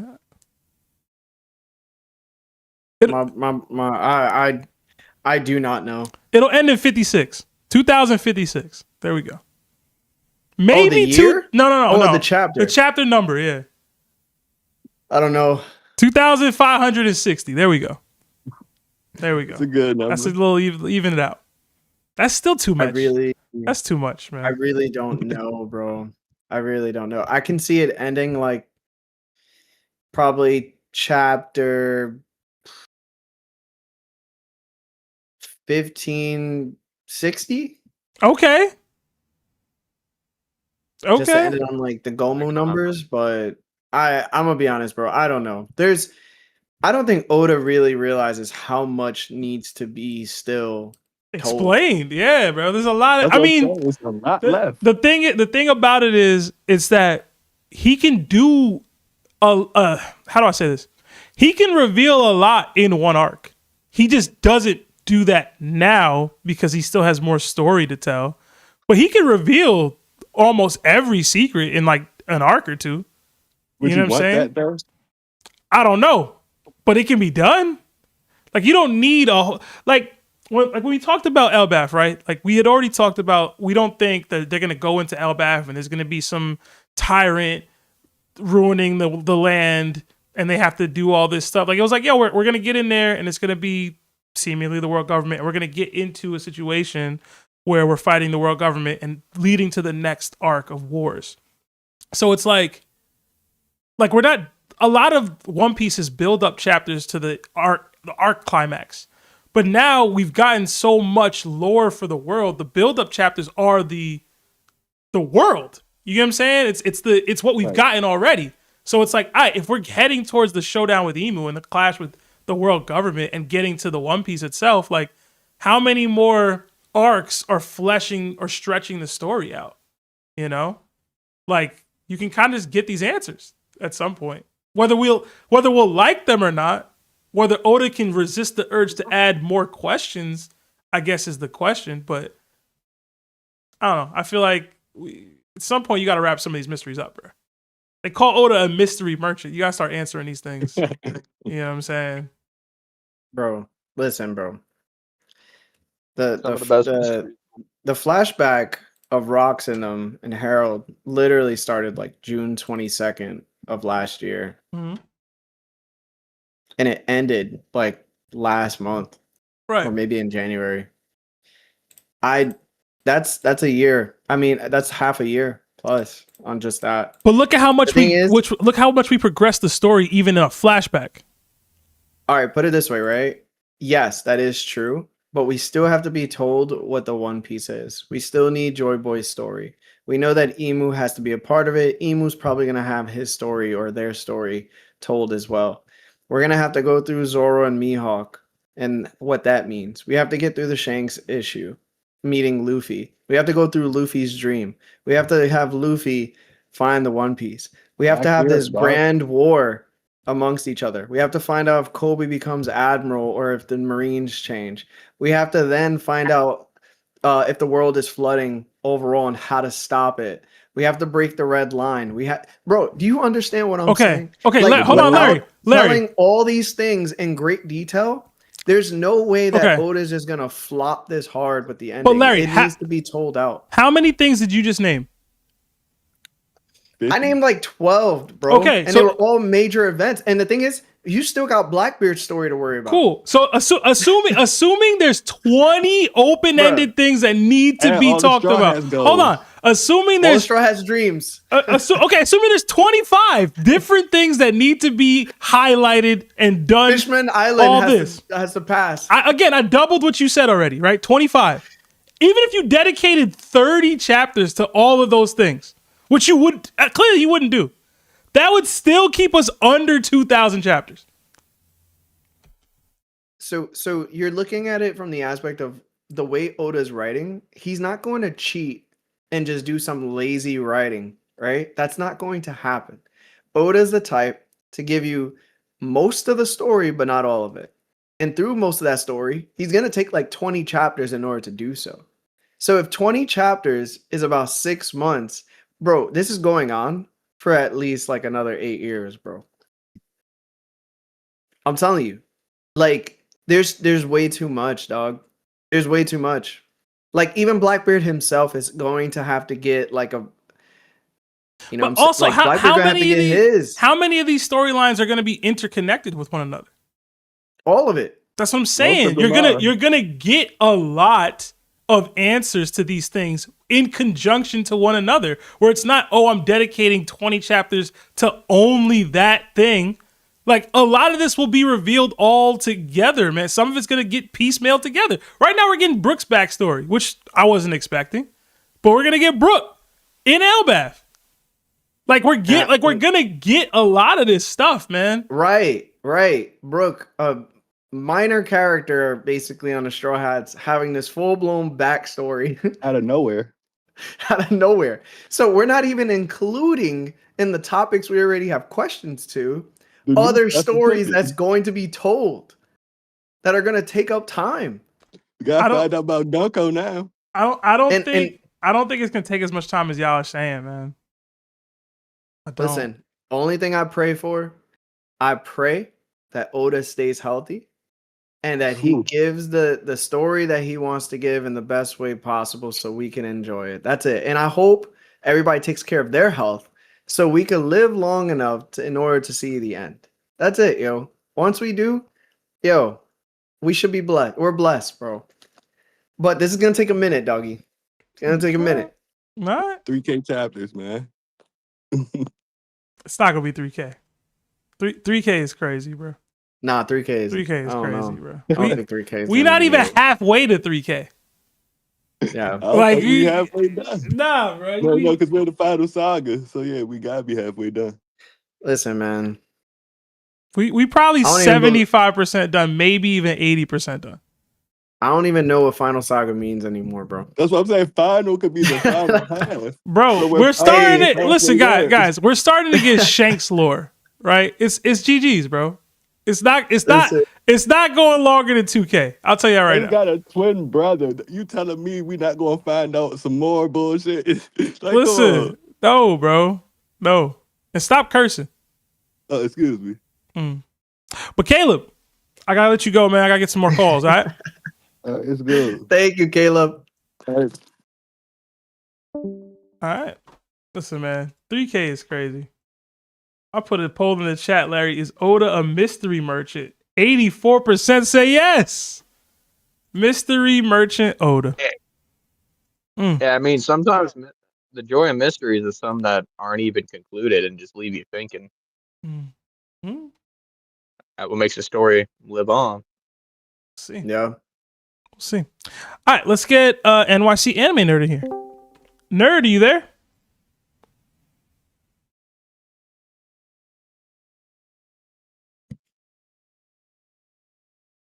Nerd? Yo. Nerd going once. Nerd going twice. Hello. Can you hear me? There we go. I can hear you now. What's up, man? Nothing. Now I'm rethinking what I just said because I was on mute and I was like, Larry, that take was really crazy last night. I don't want to get into anything about it, but that was like actually insanity. But I also like the like that like when Seb gets some huzz, you put him in place. Oh my god. And like you guys are like each other's Loki and Luffy, like you know, like you know. Wait, so who dragon? Hold on, who's Loki and who's Luffy, man? I'll let you decide that. Who's the dragon and who's riding the dragon? I'll let y'all flip for it or something. Okay. But also though, speaking of the arcs, like, so like, there's 5 arcs right now that are IP copyrighted for the anime coming out. So like, and I think that's like a minimum. I just think that that's what they have like planned out, not even written. They have like 5 names copyright, but I also think they're gonna answer a lot of these questions in the canon movies that are going to start coming out that aren't from the Straw Hats' point of view. Okay. But let's get into my theories. Yes. So Luffy is not going to destroy the Red Line. The Red Line is not going to be destroyed. Luffy is going to become the first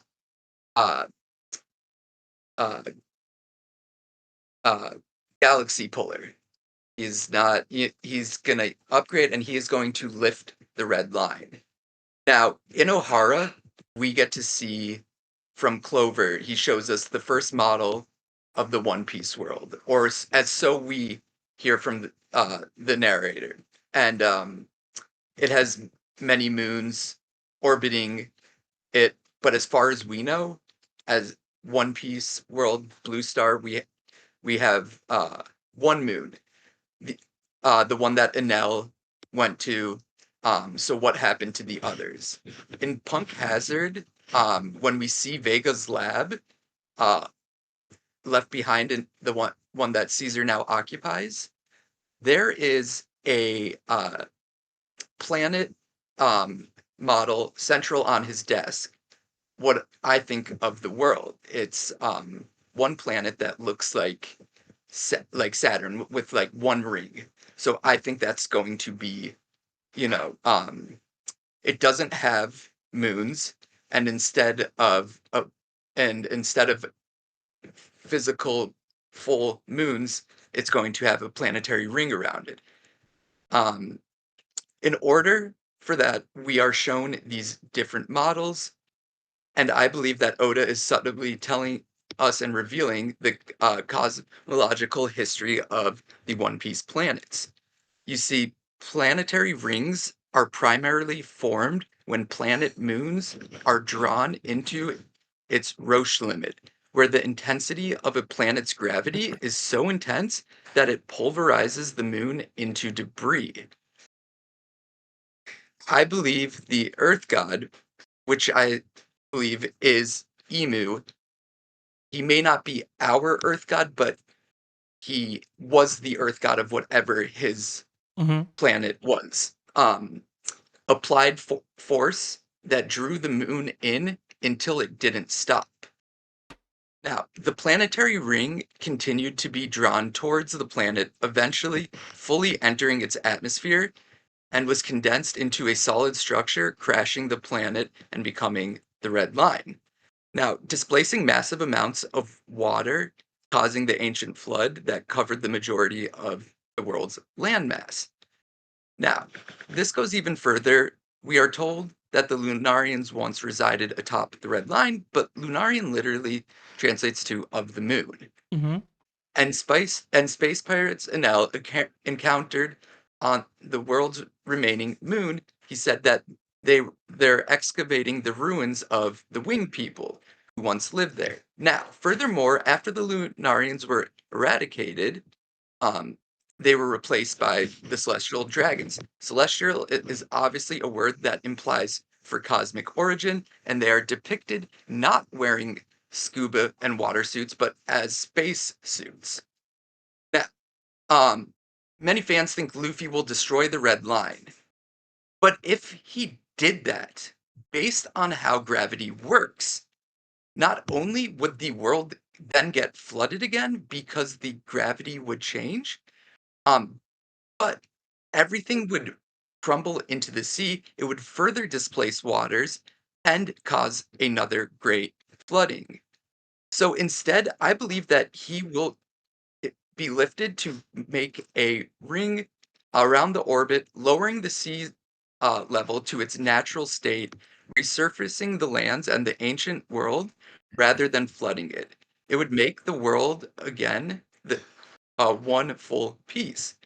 Now, what's interesting about it to me,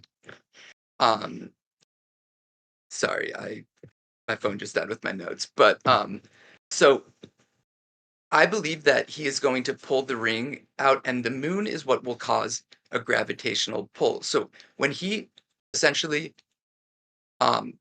lifts the ring, the abyss, those souls will be released.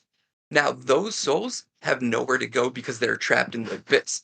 This is why the bell needs to be rung, because we know that the bell, when is rung, they ring it so that these souls can go to where they need to be going. So the gravitational pull of a ring will keep the souls inside of our planet while getting the bell rung so these souls can rest. And that's what I have on it so far. For the bell part, you're talking about which bell? The Shandorian. The Shandorian bell. Okay. Yeah. Because my mind went to the ox bell for whatever reason, but you're talking about the Shandorian bell. Okay. Yeah. So like, yeah. Okay. Larry? Yeah, I like it. I don't know how you didn't think it was the golden bell. It's just what I thought of me. It was the first thing that came to my mind. I was like, there's no way he's talking about the ox bell, right? When you were saying it, I was like, what?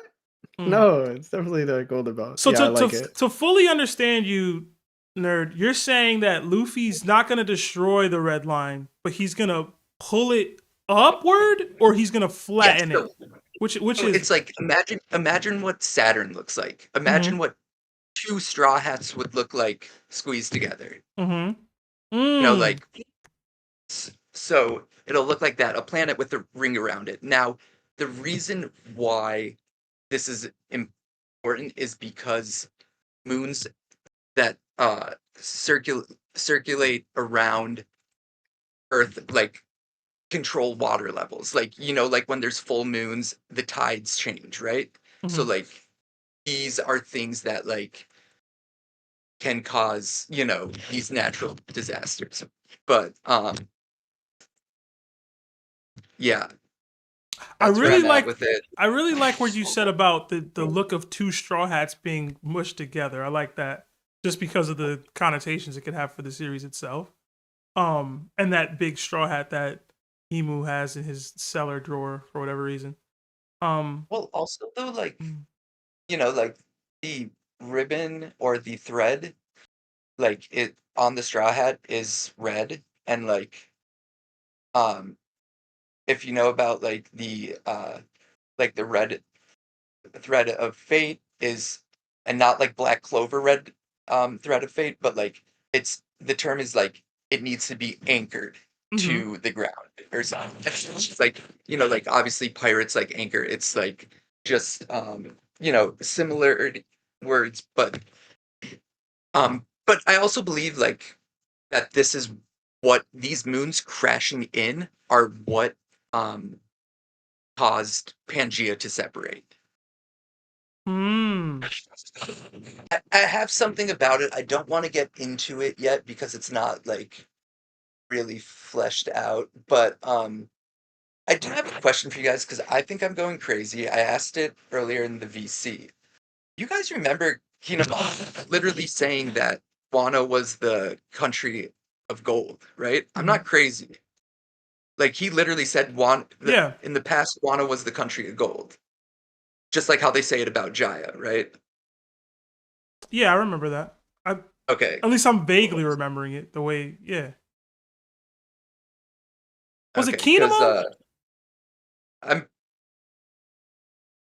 Isn't it Larry? Anyone? Phone a friend? I'm trying to look it up now.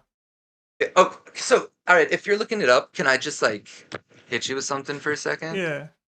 So like I think that Zo's like Zuneshas ancient crime was not protecting the mink tribe. I think that Nika was a Sulong monkey, but they were slaves, right? They were being forced to use their Sulong electricity to power the automata, use it on the to power the mother flame, and this was how the ancient kingdom got so advanced because they learned how to cultivate electricity. So with that being happened, Zoe was not able to keep them. Zunisha was not able to keep Zoe like from, I guess you'd say, like destruction or whatever happened. But I believe that um Elbaf, Zoe, Elbaf, Wano, and the Sky Islands were all one. We're all one. So we've got Jaya and Wano that are the lands of gold, right? Then we have the Sky Islands and the Sun Realms that are both use the clouds, right? They both use the clouds, and then the middle ground would be like just like Onigashi, not Onigashima, like Wano and the middle realm, but the knight at Skypiea, when they first get there, he's like, oh, you guys probably passed those two islands on the way here. And they're like, what two islands? We took the knock upstream. And so I've been really just trying to think about like what two islands is like somebody from the sky talking about when like they haven't been down for like so long that it's got to be, that it's not like they treat visitors like hostile, it's not like they're getting the newspaper. So it's like, what are those two islands that he knew that they pass, And so I just think that like there's connection between like the sunstones that are used in Elbaf to make the rainbow bridges, like the Bifrosts, and I know you guys hate when I bring this up, but like Miss Golden Week, because it's like the sunstones are literally characters, right? And Zanisha, her tribe is based off of Salvador Dali, who is a painter, right? And uses elephants with stretched legs with mausoleums on top of them. And so like that whole art will, but he also uses melting clocks, which brings us back to like the Wano time dilation thing. So like that's something I want to talk about, but like that's why I was like I don't have it fleshed out, so I know it was like just a lot of Well, I like your original like Luffy First Galaxy part. puller theory. I do like that one. It's a different take because everybody believes that it'll be destroyed, turned into a spherical ring around the world is very different. I like that. Well, it's just like if you destroy, like, let's say it is a part of something, like even if it's even let's say it's just mountain. Like, do you know how severely the water level is gonna drop? Anybody on a boat is gonna like, you're done.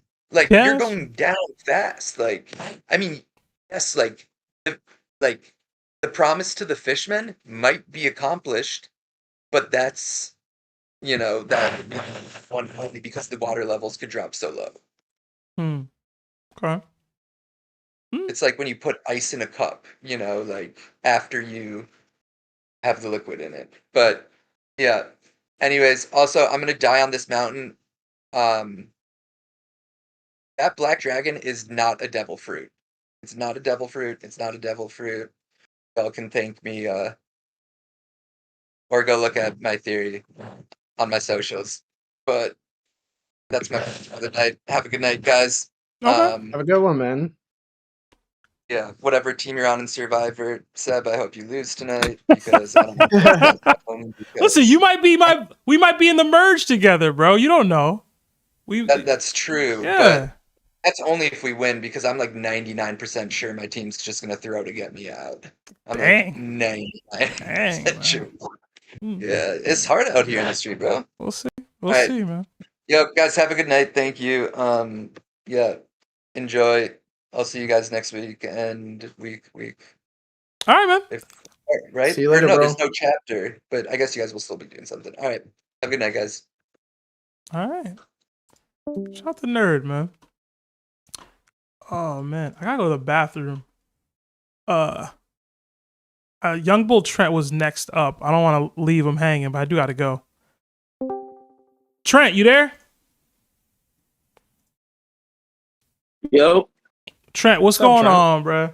Listen, I'm gonna have you talk to Larry for a little bit because I gotta use the bathroom real quick, my guy.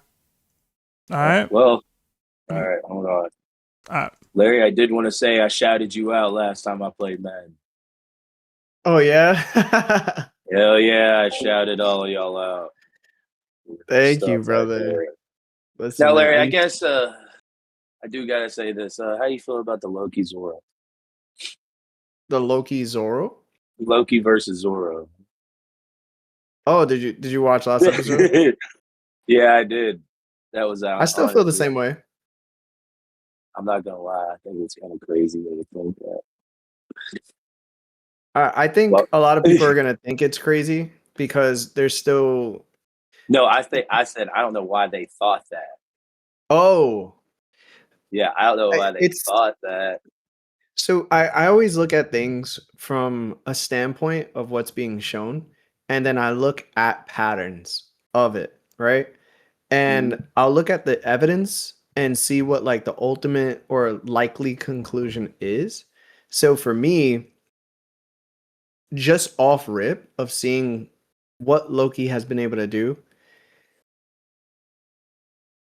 hockey is always going to reign supreme in my mind.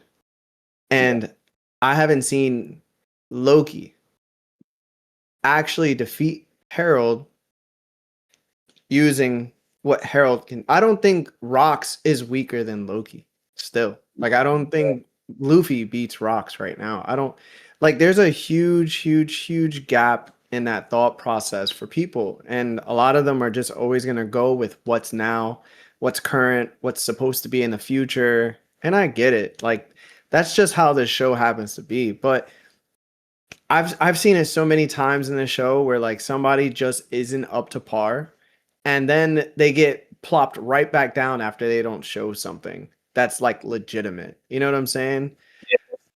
Loki hasn't done anything different than what like other people that could change the weather because of the devil fruit. That's cool. You know what I'm saying? Shout out to you. You're pretty big. That's cool too. But I've seen an ancient giant with zombie properties and Luffy's ability fight the pre-time skip Straw Hats, and you know they lost, and they didn't utilize hockey at all. You know what I'm saying? So it's like size really doesn't matter in One Piece when you have Conqueror's hockey. Pause. Yeah. So listen, man, I get it. People are not gonna agree. Everybody's gonna say it's an L take, but you guess what? When I told everybody that BlackBeard wasn't as strong as everybody thought he was, and it turned out that he actually wasn't, everybody started to come around and say stuff like, yo, I think Sanji could beat BlackBeard. It just takes a little bit for everybody to catch up, bro. Everybody? BlackBeard playing on 4. Uh-oh, here comes the man himself. I don't know if everybody was saying that. Here comes the man himself. Trent, what's up, bro? Nothing. Oh yeah, I told Larry this. I shouted y'all out on my stream when I streamed Madden. Had to shout out the top guy. You still top 25 or top like 20 or whatever? Top 20, yeah. You, man. Yeah, my friend actually just upped the score, and he's top 1 now with 93 wins in a row. Jesus, bro. I don't have that type of time. I'm sorry. I'd probably quit the game before then. But yeah. So here, I got these like I need to know these answers. All right. Have y'all seen Hunter x Hunter? I'm just asking. Larry has, I haven't. Yeah. Okay, here's the first one. Who do you have, Larry? All right. Rock Lee or Killua? Now before you test this, yes. Hope I spelled this name one right. Killua. There we go. I'm gonna go Rockley. Yeah. How many gates now you need look, for that? I'm gonna say he gonna need at least 3. Yeah, I was gonna say Rock Lee's definitely needing gates to beat Killua. He gonna need at least 3 because Killua casually. Now look, here's the thing. This is the information I want to know because Killua ain't no slouch when it comes to power. He casually opened. I know Rock Lee uprooted a tree. In the tree, I looked. It was like 3,000 pounds. Killua forced his door open. That is 3 tons, which is like roughly 6,000 pounds. Open with one hand. Mm-hmm. So if that's gonna happen, like, and his silent step, the step he used at the beginning of the show where he just casually walks through people and can easily just snatch their heart. Like, it's gonna be tough for Rock Lee to beat that. And I think Killua ends the fight before Rock Lee can even go in the gates, if I'm being really honest. He'd have to if he wanted to win. Yeah, like I think relax. Let's relax. I think we're losing our cool. We got a comment in here that says Rock Lee goes all 8 gates and still loses. So we got different. That's what I'm saying. People, no, that's wild. I will say if he goes all 8 gates, nah. Killua is getting obliterated off the map. Like, the thing with Killua is a lot also with his speed on top of his strength, but if I remember right, Larry, correct me if I'm wrong, but isn't Killua basically lightning, like, to a degree? He could generate it's lightning effects. and then I think lately, like, he's upped his speed in lightning. I don't know. It's just his powers are lightning. Listen, bro, Killua wasn't even the strongest person in his family, and we talking about he beats Rock Lee. Yeah, that's true. I mean, how strong is the family, bro? There's strong families out here, man. Not the Zenin clan, but like we got strong families out here. That's crazy. So His you ain't family's have to on the throw different astray level. like that. You ain't have to throw them astray like They that. weak, man. I mean, Listen, no, bro. you're not wrong. Weak. Once he could beat his older brother, we can start talking Rock Lee, bro. Bro, I know you ain't doing them that bad. I Alright. know you're not doing Killua that bad. I think Larry. I feel like Larry. Larry likes Killua. He just keeping it with his, I do. his feelings, man. Killua was Yeah. essentially my my Hiei. Oh, oh my gosh. Ultimately, I gotta side with Larry though. I feel like Rock Lee would take that. I don't know if it's It'll just come down to it all just come down on to how serious the fight is, because Killua's a killer. Like, irregardless, That's an he goes. assassin right there. I'm gonna ask a Whereas- trolling question. Go ahead, Twilight. But I'm gonna ask a trolling question after this. Okay. No, I was just gonna say, like, that's the thing. Like, Rock Lee's a respectable. Like, he's just looking to throw hands. Killua's looking to end your life. Yeah, like, take hearts. Like, dude. All right. Which it all is just why I had to say I think that's why he's gonna win. Is because he doesn't play a fight. When he picks a fight, it's for the kill. It's not just to play around and just to, you know what I'm saying? Has I Rock feel like Lee? Killua also goes off of. Oh God. Has Rock Lee ever won a fight? I'm trying to remember. Oh wow. I'm not even trolling for real. Like, I know I said I was gonna troll, but like, I'm trying to remember if he's won a fight for real. He's won quite a few, actually. Has he? Unless I'm spacing. He didn't beat Gaara. He didn't beat Kimimaru. I guess you could say he beat Sasuke, but I feel like that wasn't a completed fight. That's not even a fight, dude. I didn't watch much past the you know what I'm saying? I don't really remember him getting much action. I don't even think. So, well, in my opinion, Shippuden for him was honestly the worst thing that could have happened.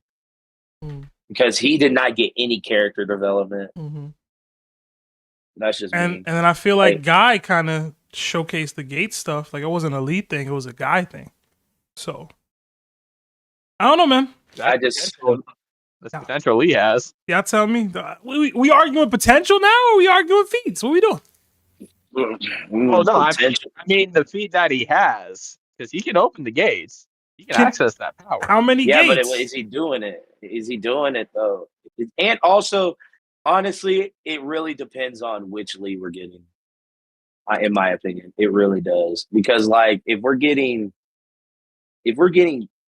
tuning exams Lee, there's no way. In my opinion, that's when I draw the line and be like, all right, we got to calm down. But if we're getting Shippuden Lee, I'm not gonna lie, I could see him pulling it off. I mean, he's winning the poll. Shippuden Lee is like annoying. Shippuden Lee makes me just annoyed with that whole show. The fact of how great his character could have been. All right. But so Larry, what's the diff? You said you got Lee. What's the diff? What's the diff? Yeah. Hold on, Larry. Why you say it like that? It's no diff, bro. It's no diff. All right. You're absolutely wild, Larry. I don't know what Killua got, man, but it don't sound like he got a lot. Sebastian. His fingernails are knives. Okay. Sebastian. They cut piercer to knives. Like, what are you talking about? I can sharp my fingernails if I want. Who cares, bro? You could. It don't matter. Like, I seen what Guy was able to do in 8 gates, and he amounted. That's Guy though. Who you think is right behind like Guy in terms of taijutsu? No, Larry. I'm gonna say this right now. You say in One Piece that there are times when other people do the same thing, but that's different. Just like how Blackbeard has the. Yeah, so then why are you doing the same thing with Lee? Because in order to gauge where Lee is at, you can also use Guy as the height that Lee could have reached, right? I'm not going to. So put it this way: Guy had fought a Jubi Jinchuriki. This was a tailed beast, which is the collection of all the tailed beasts put into a single person. And they can control light and darkness. And they were able to summon the strength of that Jubi through themselves. And at that very moment, when Guy went 8 gates, all he had was his feet, some nunchucks, and his 2 mitts. Went 8 gates, and to the point where even Madara himself with the Renegon said this dude is moving so freakishly fast that he's bending space and time around where I am, and I can't defend myself. And he kicks me in my chest, and I almost die from that. Yeah. Right? I get what you're saying. I've seen Jiraiya get pushed down, get literally dived down by Naruto with only 6 tails. And it left him a scar in his chest, and he didn't want to fight Naruto no more and brought him right back to the village after. Like, and we're talking Rock Lee, who's known to do... Bro, Rock Lee isn't that far off from Guy in terms of taijutsu. The only thing that Guy really has is he has grown man strength, which amounts to his strength, but he also knows genjutsu and ninjutsu. That's the only reason why you would think he's ultimately stronger than Rock Lee. But Rock Lee himself, if he was to go 8 gates... Yeah, but he can't. That's the thing, though. We actually have... You don't think he can? The thing is we have him not being able to do it. Like, we have He literally saw it be done. Yeah, he saw it, though, but he didn't do it. Hold on. Right. Don't you die if you go 8 gates? Isn't that the whole thing? So he's going to win. He's going to win regardless if he goes 8 gates. If he does 8 gates, he defeats Killua for sure. And then he passes away after. But if I could get that dub before I fall, that's a win. Can he win with 7 gates? I think he can win with 7 gates too. That's what I'm saying. It don't sound like you No, need to do it. It doesn't now. It doesn't even. 3 to 4 gates even. Like there's arguments. Like, okay, hold on. Trent, hold on. What's the most gates we've seen Lee use on screen? On screen is like, I think it was 6. Isn't it? 6. Yeah, it was only 6, and he was grown. Okay, so that's what I'm saying. Assuming that he can use the 6 gates, is that enough to beat Killua? That's what, I don't know the man's body, man. I don't know what he got. All right, so put it this way. He learned to open 5 gates out of the 8 at age 12. By 17, he learned to open the 6th gate, and then he learned the 7th after the 4th Shinobi World War. And then by his adulthood, he learned to master the final gate. When did he? So this is what it says. Like, using the 6th gate, Lee is able to move so fast, he can save Guy from Madara's truth-seeking ball, which moved fast enough that Obito couldn't use Kamui to escape from them. Hey, man. It sounds like, at the minimum, if Lee is a percentage of this... At least 3. I'm only mad because Larry talking about no diff. I'm saying Lee's going to need at least 3 gates to beat him. Larry, I have to disagree with the no diff if you're using the gates at all. It sounds... All right. So put it this way. Killua can't use transmutation. I mean, I don't know what that means. I don't know what that means. Because that's essentially how he goes into his Godspeed mode. But Larry, hold on. What I'm saying is this is somebody tapping into a mode or an ability that they have that they don't normally just have, right? The gates. I'm going to tell you right now, the reason why you're saying this is because you haven't watched Hunter x Hunter. But Killua, in order to go into his true abilities, his best abilities in order to fight, he has to transmute his aura of Nen in order to hit God's speed. Okay.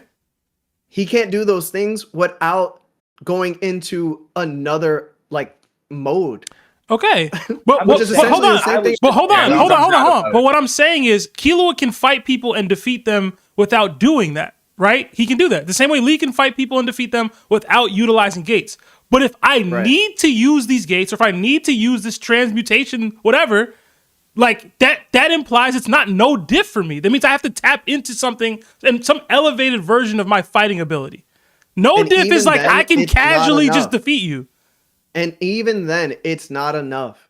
because none of the people that Killua were scared of during the Chimera Ant arc, especially the Royal Guards, right? That he had a hard time trying to beat. They don't even touch base with Madara, bro. Yeah, but I do remember Killua after that came back and put the absolute smackdown on one of the Chimera Ants. I will say this. I'll say this.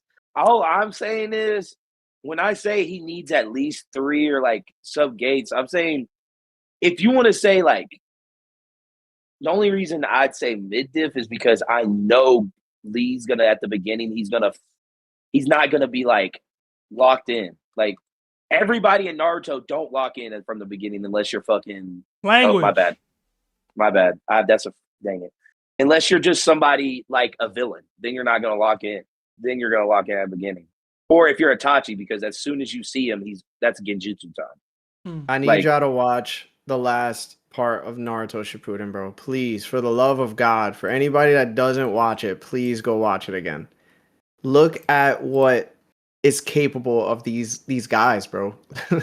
Like, please look at it, and then look at Killua, bro. It's such a huge difference, dog.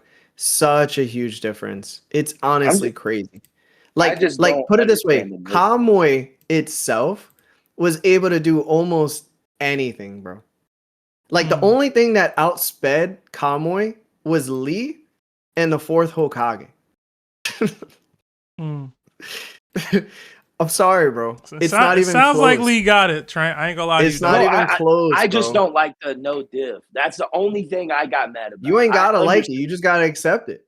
No, I don't know about that one. I mean, Seb ain't accept how strong BlackBeard isn't, but like he still rock with it. I'm just saying.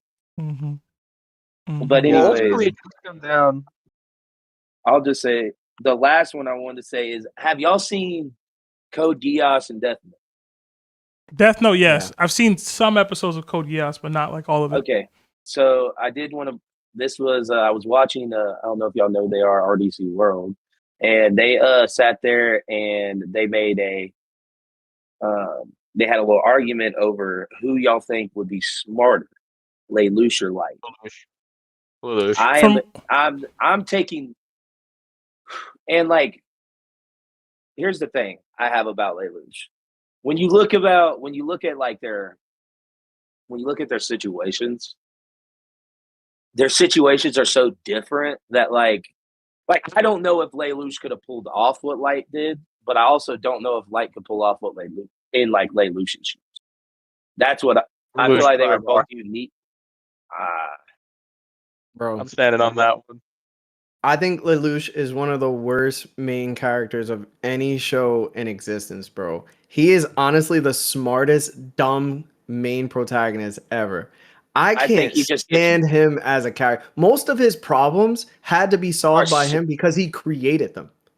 So like that's why I feel like he would be he's a better. That's why I feel like Light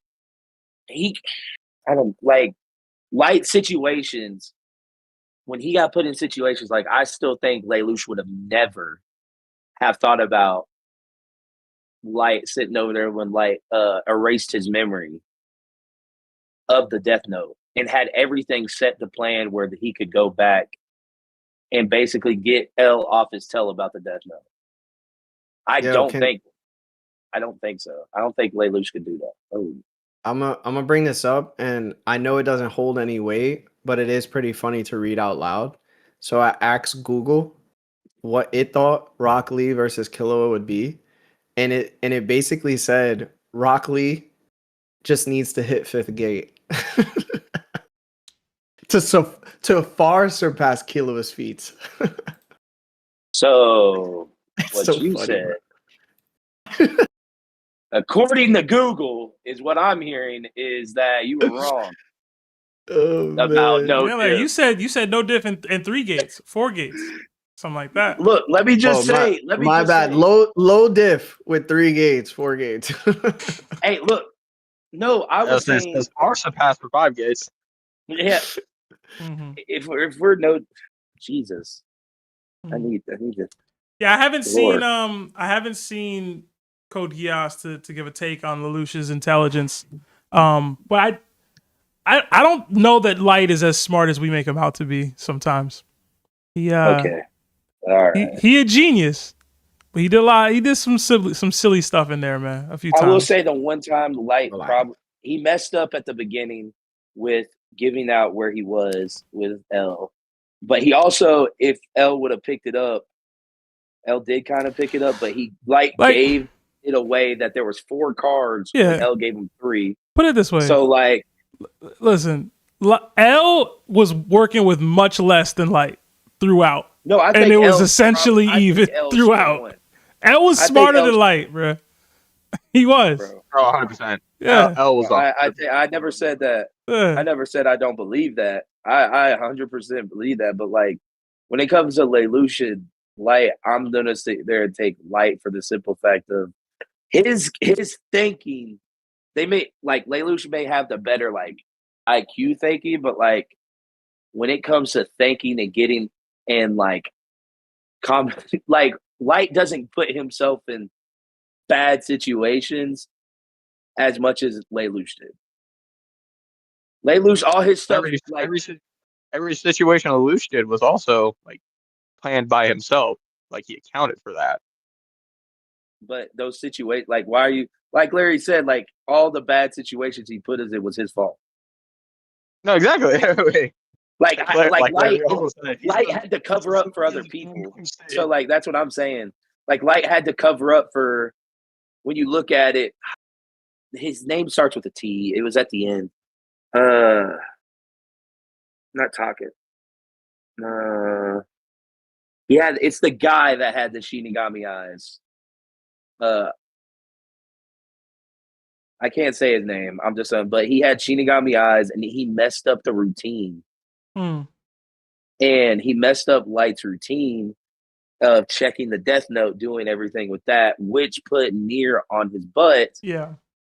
So, like, accounting for that, like, really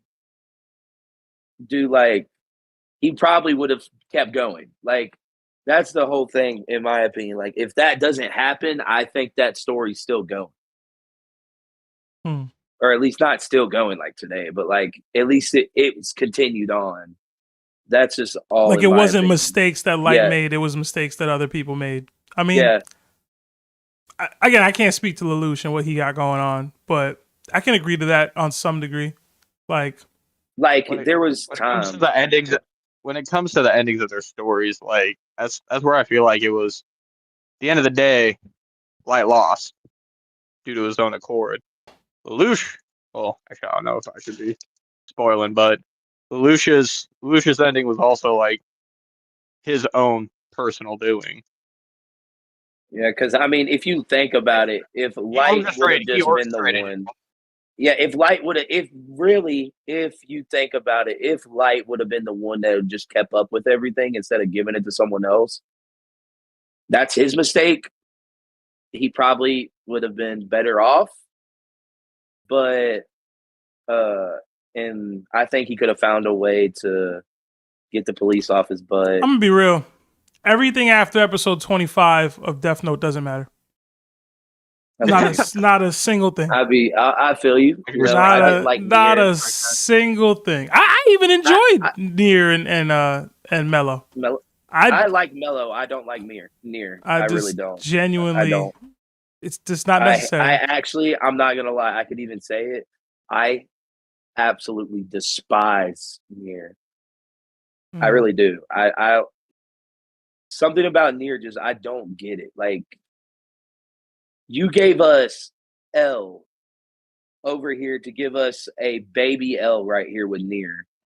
You gave us a baby L when if you're gonna have baby L save the day, I would have rather just had regular L save the day. Like what the heck? I mean, like, I kind of agree. It's just like, why would you have someone who you basically give us a carbon copy of someone and you're like, you know what? This guy needs to save the day. No. Like I Like, said, it just doesn't make sense. Everything after episode 25 don't matter. But Trent, I got to get a couple more calls in and wrap up. But it's good hearing from you, bro. Good hearing from y'all too. And remember, Larry. I think Zoro Larry beats, left. I don't know Loki. if he's still here. Zoro beats Loki. He knows. I feel you, bro. Deep down, he knows. It's all right, Trent. Deep down, he knows. Oh, yeah? But, all right, man. All right. All right. We did get another super chat from Nick Ross. It says $5. Would you rather have all the powers of a Jedi or Miles Morales as Spider-Man? I'm gonna go with all the powers of a Jedi, bro. Not gonna lie to you. I might not know everything that Miles Morales as Spider-Man can do, but Jedis go kind of crazy, bro. I've seen what some of them Jedi masters can do. So I'll go with the Jedi. All right. Let's get ItsNotZero in here. It's been here a while. ItsNotZero, you there?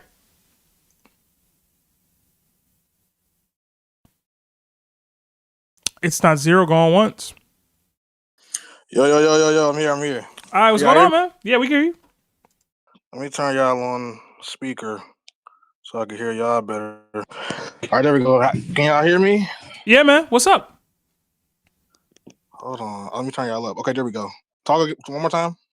Testing. All right, there we go. Cool. How y'all doing? I've been trying to catch y'all for a minute. Chilling, man. What's going on? Okay, I got a nice theory for y'all, but I got to comment on that Rock Lee thing. Did y'all watch like any of the tuning exam stuff, like the Sound 4 and all of that? Yeah. Okay. Larry is the only person that knows what he's talking about right now with this Rock Lee stuff. He's no different Killua because with the Sound 4 arc, with his weights on, he's like moving at the speed of sound. And then he could use all 4 gates on top of that as a kid. I don't know if Killua was doing any speed of sound stuff, to be honest with you. I couldn't call it, bro. I've never seen Hunter x Hunter. I don't know nothing about no Killua, bro. I just know he got white hair, gray hair, one and two. Yeah, white, silver, something like that. But yeah. Killua, he's not really doing nothing to Rock Lee. Definitely not with his weights off. And definitely not adult Lee. I was like, what are y'all talking about? Is it Kid Lee? Maybe? But even then, if Killua not moving faster than sound, I don't think he got it. Not at all. But yeah, okay, before I say my theory, how do y'all feel about Big Mom? I love her, bro. She cool. Okay, cool. She cool. All right. Well, the name of my theory is Big Mom's Redemption. Okay. Right. And basically, I think she's still alive, of course. And I think that she's gonna come back into the story and pull up in the middle or the end of Elbaf. Talk to me. Okay. All right. So the last place that we saw Big Mom and her pirates was obviously Wano. And during Egghead with the Vegapunk message, the chapter, if you want to look it up, the chapter is 114 for the Big Mom pirates. And 1,114. And then 1,116 for Cross Guild. But the Big Mom pirates, it was Smoothie and Mont Dor. Their background is completely whited out. Mm-hmm. Whereas everybody else, they're telling you where they're at. What's the chapter again? 1,114. And the Big Mom pirates is Smoothie and Mont Dor or Mont Dior, however you say it, is their background is whited out. And in Cross Guild, the only other people that's background is hidden, their location is hidden, theirs is blacked out. Mm-hmm. But yeah, the Big Mom pirates, I don't think they would just leave Big Mom. They all have their Viva cards. Like her most hated child, Lola, had her Viva card and gave it to Nami. So Smoothie, one of her top sweet commanders, would definitely have it. So they're gonna find her. She has advanced conquerors. I don't think the lava is really gonna deteriorate her that much. They probably found her pretty quickly after Wano. But anyway, to pivot, going to the cover story, like the what's the name of it? Whole Cake Island cover story with the BlackBeard pirates. Katakuri and everybody got beat, and they lost Pudding. Mm-hmm. Katakuri is known for being like the perfect big brother, like the perfect figure. He's not gonna let BlackBeard slide for stealing his sister and attacking his family. I don't think he's gonna let that slide. And we need Katakuri to get back in the story. At least I do. Like, that's my guy. We need him back in the story. I think Katakuri's gonna pull up on Hachinosu Solo Dolo and get Pudding back. Right? We saw Kobe do it. Kobe pulled up, he infiltrated the prison, and he let the other prisoners out pretty much by himself. He infiltrated the prison by himself. If he can do that, Katakuri, who's like Snake Man Luffy speed with future sight, like several seconds into the future, he could definitely do it. So Katakuri, he gets Pudding back, he dips. The BlackBeard pirates want to go after him. BlackBeard is like, nah, Lafitte. This is where Lafitte comes in. He's a sleeper pick. He's been in the back corner. Lafitte, go after them. And just like Lafitte, just like BlackBeard had Lafitte watching the Revolutionary Army at the Red Line, he's gonna have Lafitte in the background at Elbaf, watching the Straw Hats, watching Pudding in Katakuri and seeing what they doing. So Katakuri's on his way. He's leaving Hachinosu and he's gonna go back home. He calls Big Mom. He's like, "Hey, I got Pudding. I'm going back home. Where you at?" He's touching base with his crew. Now, what was the two reasons why Big Mom went to Wano in the first place? It's two real big ones. Luffy and Kaido's Road Poneglyph. Okay. The second one's close, but yeah. He went there to get revenge on Luffy, like to get the ones back. And she went there for the alliance with Kaido because she didn't have the Giants anymore. Mm-hmm. Kaido is estranged or probably dead at this point. So the next best thing, like her number one pick, is still the Giants. So it makes sense for her to go back to Elbaf to realign with the Giants. Luffy and her never actually ran a real fade. That was the first Yonko that he actually challenged and wanted to run a fade with. He did that all the way in Fishman Island. And we've never seen him really box. Like, they clashed once in Whole Cake Island when he was in Gear 4 and then he ran off. On the rooftop, him and Kid switched opponents. Like, Kid was supposed to be the one that take down Kaido, but he was like, okay, I can't do that. I'm going to go down the rung to Big Mom. They need to run the fade. So not only is it Big Mom's allies in the Giants is at Elbaf, her fade with Luffy is at Elbaf. They have to run the fade. I think so. Then, with Pudding, if Pudding and Katakuri go to Elbaf, Katakuri and Luffy get they get to reunite again. That would be cool to see. Pudding and Sanji get to reunite. Like, I don't know if y'all like ships or like couples in the series, but I feel like that's one of the main real like relationships in the series that I would like to see flesh out throughout the end of the series. And to see them together again, I think that would be cool. And at least for me, one of my biggest issues with Big Mom is that, like, she's kind of used as like the butt of a joke or to show how everybody else is strong. And also, her story was never like completely finished. Like the Lamb's house stuff, she never got her memories back. And Pudding existing throws that up as a way to end her character, to give her memories back. So you got the Luffy fade on Elbaf. You got the Giants, that's her goal to become the One Piece on Elbaf. You get Sanji and Pudding meeting back up. You get Katakuri and Luffy meeting back up. And you get her possibly getting closure for the Lamb's house and all her memories coming back. She would figure out that the Straw Hats and Sanji helped make the cake. Like, that saved all of her crew and her whole island. I feel like we really need to see that. But yeah, so Katakuri is gonna go home. or try to. He calls Big Mom, hey, no, meet me at Elbath. So they're both on their way to Elbath. Luffy is going there too, following them to watch them. BlackBeard has Caribou. He's gonna probably go after the ancient weapons, I think. Right? The ancient weapon that's the closest and the easiest to grab right now is on Wano. That's Pluton. Some people theorize that he'll go to Fishman Island to get Poseidon. Other than Rayleigh, we don't know of anybody that can give him a what is it called? The sea bubble to take him down to Fishman Island. The coating of the ship.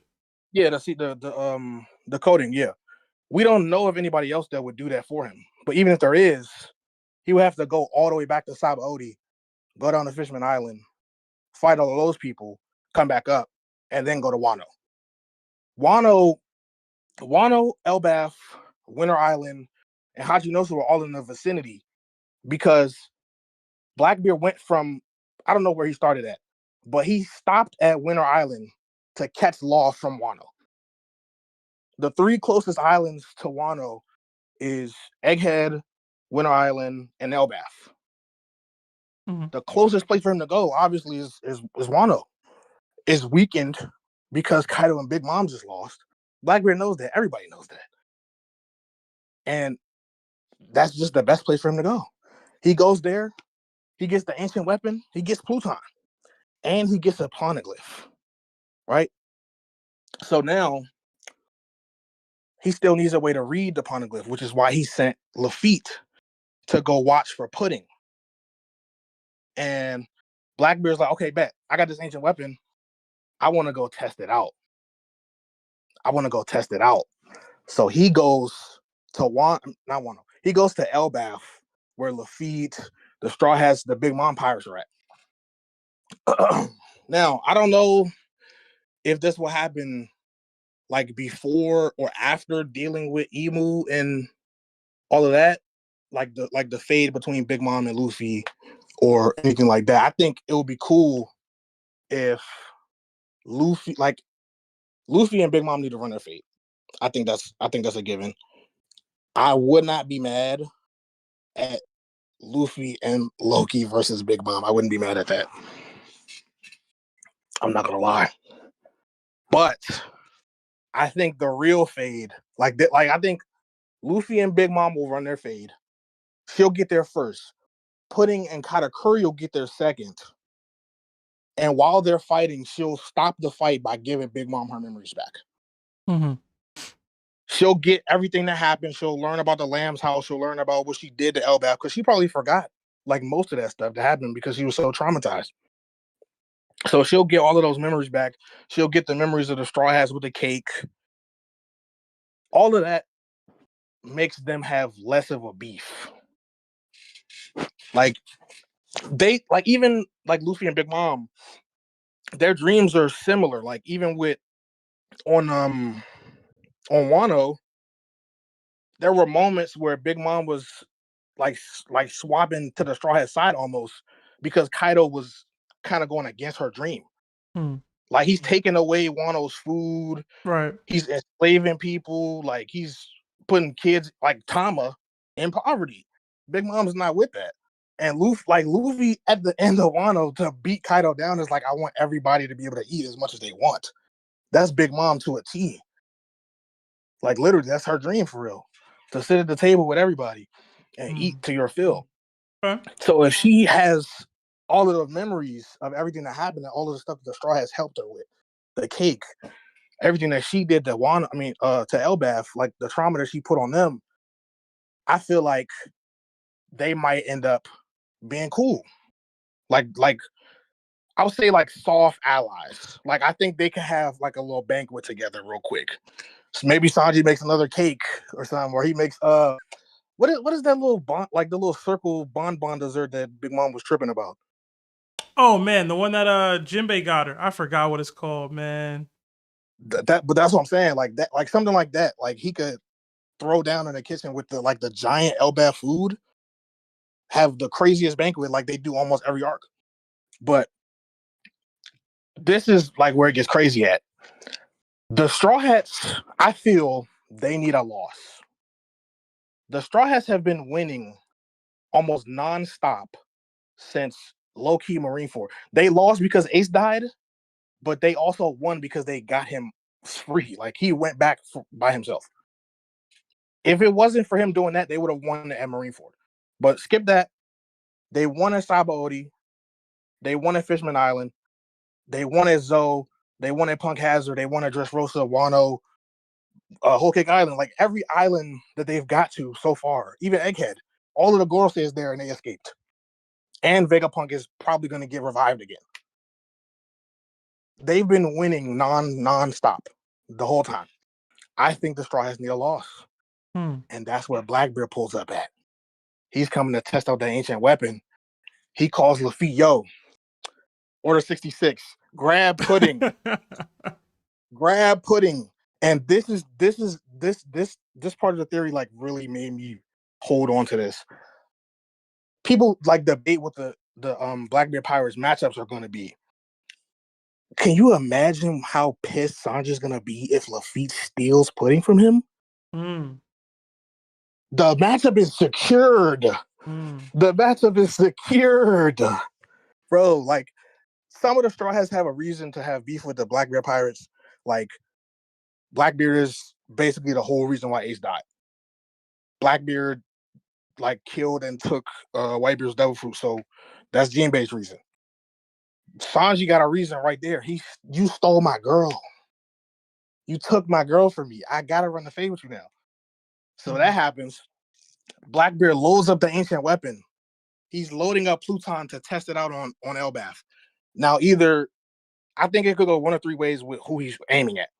Either he tests it out on Elbaf, like the Atom Tree itself, like he shoots at the Atom Tree, he shoots at Luffy, or he shoots at Big Mom.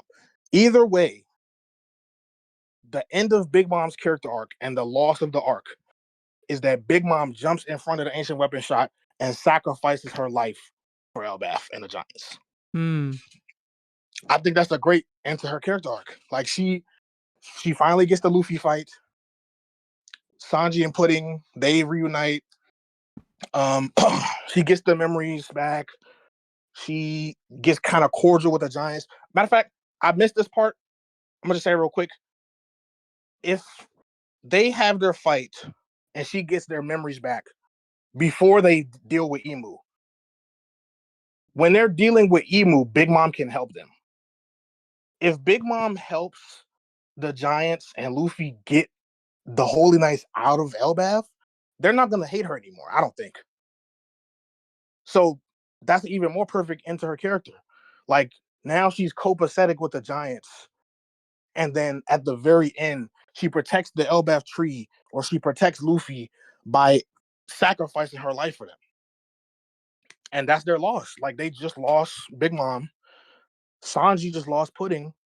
And BlackBeard got the ancient weapon. And it's going to hurt the Straw Hats so bad, because not only did they lose on Elbaf, they lost on Wano because BlackBeard just raided Wano.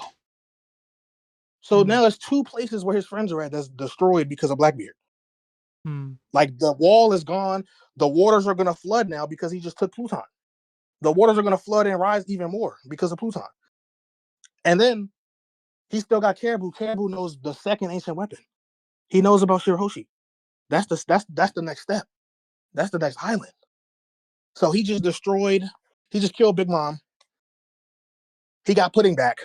He got another poneglyph. All right, bet Caribou. Show me where Shirahoshi at. Let's go. And I think that would just lead. I think that would lead the Straw Hats to train like that. Maybe we'll have a time skip or something. And I think they will go back to Fishman Island.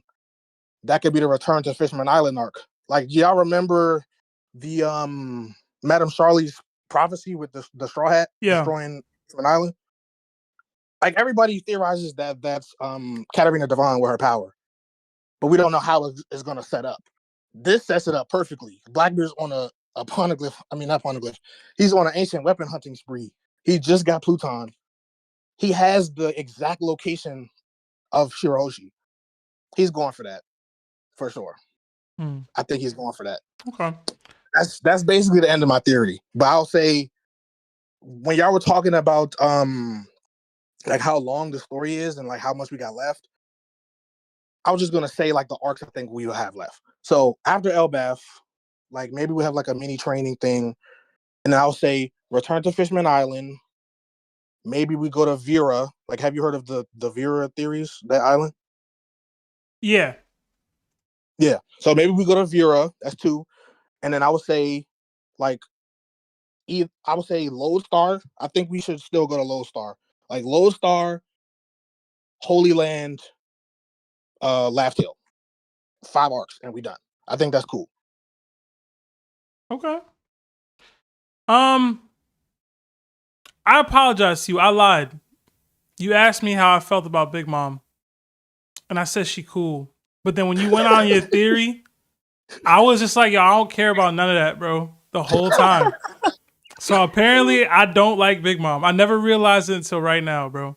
I was like, I hope to God none of this happens. The whole time you was talking. That's crazy. I'm so serious. And I don't want to be disrespectful because I was paying attention. And a lot of what you said could work. Narratively, even. Which I was like conflicted because I was like, yo, I really don't want this to happen. But I can see I'll it. say like I kind of agree with you with the Big Mom hate. Like I I ain't trying to see none of that, bro. We don't got time for that. We don't. We really don't. I mean, like you were saying, like a lot of stuff needs to be told. Like just in Elbaf alone, Elbaf is supposed to be Usopp's arc, and we have a Brook backstory. We need to know stuff about Nika, so it's gonna be partly Luffy's. And you trying to loop Big Mom in, bro? I'm what saying, we like, on?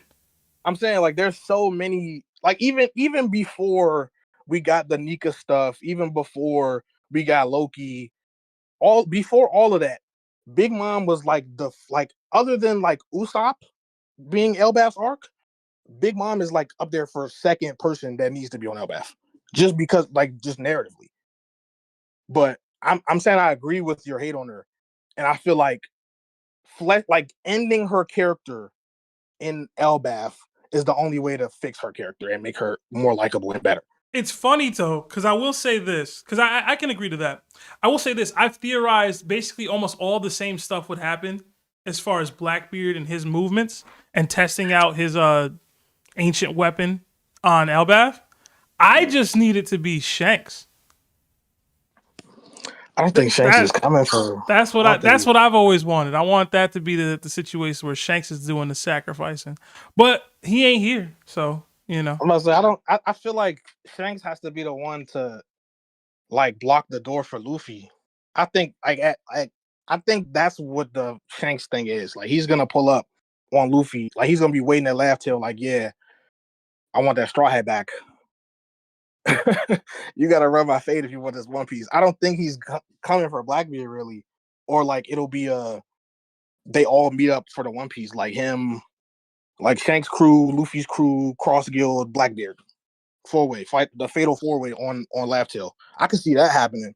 Mm-hmm. I don't think Blackbeard and Shanks are really clashing like that before that, and it seems like Blackbeard is kind of ducking him too. So. Okay. But say, Larry, what are your thoughts? You said you mess with Big Mom. What you think? Whatever it takes, bring her back. I like that attitude. Get out of here, bro.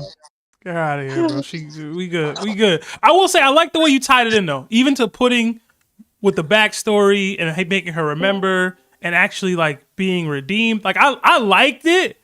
I just was like, man. We got so much more interesting stuff to deal with right now. I don't care about none of that right now. For real. But that's fair. I just think like another reason why I think that this makes sense, I personally don't think that Luffy and Loki is enough to kick Emu off the island. I don't know about that. What do y'all think? I do. You're right. I think it's enough. I do. I mean, the other thing I'll say is like, in almost every arc, we get like 1 or 2 parties that pull up either for support or to mess up the Straw Hats. Like Egghead, you got the Gorosei pulling up to get rid of the Straw Hats, and you got the Giants. On Wano, you got Marco, you got the Big Mom Pirates. Like on almost every arc, you got like one or two other factions pulling up. And I think on Elbaf, it makes more sense because there's characters coming that have ties with Elbaf. Like on Wano, people was pulling up just for help. But on Elbaf, like Big Mom was basically born there almost. Like she was there since she was like 8 years old.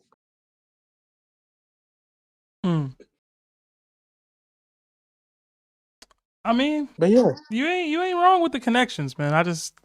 I'm not moved. I feel you. I'm not gonna lie. I feel the same way about BlackBeard. He's kind of garbage. I'm not gonna lie. We all got our people, you know. He's kind of garbanzo beans. But it's not zero, man. This was a pleasure, bro. Even if Wait. I was about to say, I had one more thing to say. Bro, I don't got time, man. I got 4 people, man. Just one question. Just one question. Okay, so y'all read 1173? Yeah. Okay, where do you think the Straw Hats are gonna go after that? And I just wanted to say who I thought was where they was gonna go. That's it. So, like where are they going next arc? No, like where are they gonna go on Elbaf? Like where are their destinations right after getting out of the arrows and stuff? Oh, the Straw Hats that were tied up. Yeah, the Straw Hats that were tied up, the Straw Hats that are coming to them. Like everybody that's there, what's their next mission? And I was just gonna tell you where I thought they was gonna go. Hit me, because I don't have a good idea. I just have Sanji and Sommers really in my mind. All right, bet. So Sanji, we last saw him with Scopper and Scopper, Gaban, and Chopper. Robin said, "Yo, Nami, go leave me, save the kids." So Nami, Sanji, Scopper, Gaban, they're probably gonna go with the kids. And then I think Robin, Jinbei, like Jinbei's not gonna just leave her there. And Jinbei and Robin are low-key like this. Like people ship them. Like they're like this. So Robin and Jinbei's putting out the fire. He's the firefighter. That's his job. Robin and Jinbei, they go into the fire at the library. Chopper goes with them to talk to the owl. He's the only real person that can talk to them. Mm-hmm. He goes there to talk to the owl. And I mean, I'm not gonna lie. I've been an Usopp hater since Water 7. He's garbage, so I really don't care where he goes. But he can go with them to the library, and he'll probably like hear the commotion from Dory and Brogy in the distance, and then go off over there. That's where I think they'll go.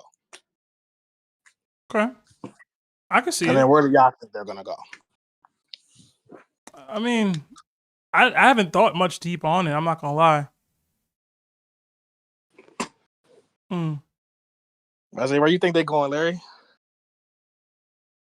Wherever Oda needs them to go, brother. I have no idea. As long as Sanji beats up Sommers, I'm with it. That's where my mind is, bro. Sanji versus Sommers. Everybody else can do whatever they want to do. I need Sanji and Sommers, man. That's it. Yeah. He's a women beater. Sanji got to run his fade. For sure. But Zero, I do got to get to the rest of these calls because we got Survivor in an hour, and I got to prep for that. Yeah, for sure. Thank you for having me. I appreciate you listening to my theory. For sure. All right. Have a good night. Later, bro. Yo, is that Lionel? Is this Lionel in here? Am I seeing that correctly? Lionel, talk if you hear, bro. Bark twice if you're in Milwaukee, man. I'm here. What's up? What's up, brother? What's up? What's up? Just randomly pull up to a call-in stream, man. Ain't give it no heads up. Ain't no text. Nothing. I like keeping you on your toes, man. Happy like. No, I've been wanting to stop in for a minute. Just stuff is going on, but yeah. Okay. Why can't I hear you for real? Put the volume up. All right, now it's better. I was there. Yeah. I don't want to interrupt. I'm here. Nah, people want to hear your takes too, man. We got 3 more calls to get through. I'd love for you to stick around for those. I think Larry said he might have to dip though, but I would love to give if you give your take on whatever these people got to say. All right. I'll try. Yeah, I'm not gonna have fun with mine. All right, bet. All right, let's get Yami no Ho in here, man. You've been in and out a little bit. Yami, you there?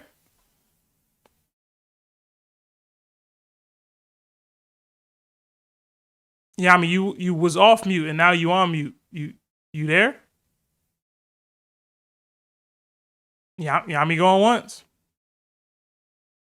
Yami going twice. All right. All right, let's get Mario in here, man. Mario, you there?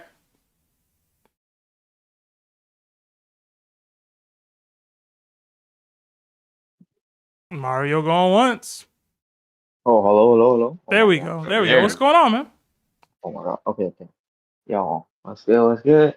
Alright. I know it's like tight for you, so I'm gonna go some quick. I have two questions, like, cause like we know every time a lot of people say Emu act like a kid, right? Mm-hmm. Like he's just like the way he do stuff.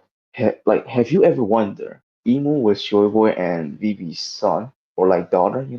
It's like we keep saying like he's like the mortal enemy or like a friend. Like since you guys said like he acts like a kid, why don't no? Because I've seen no one has that thought process before.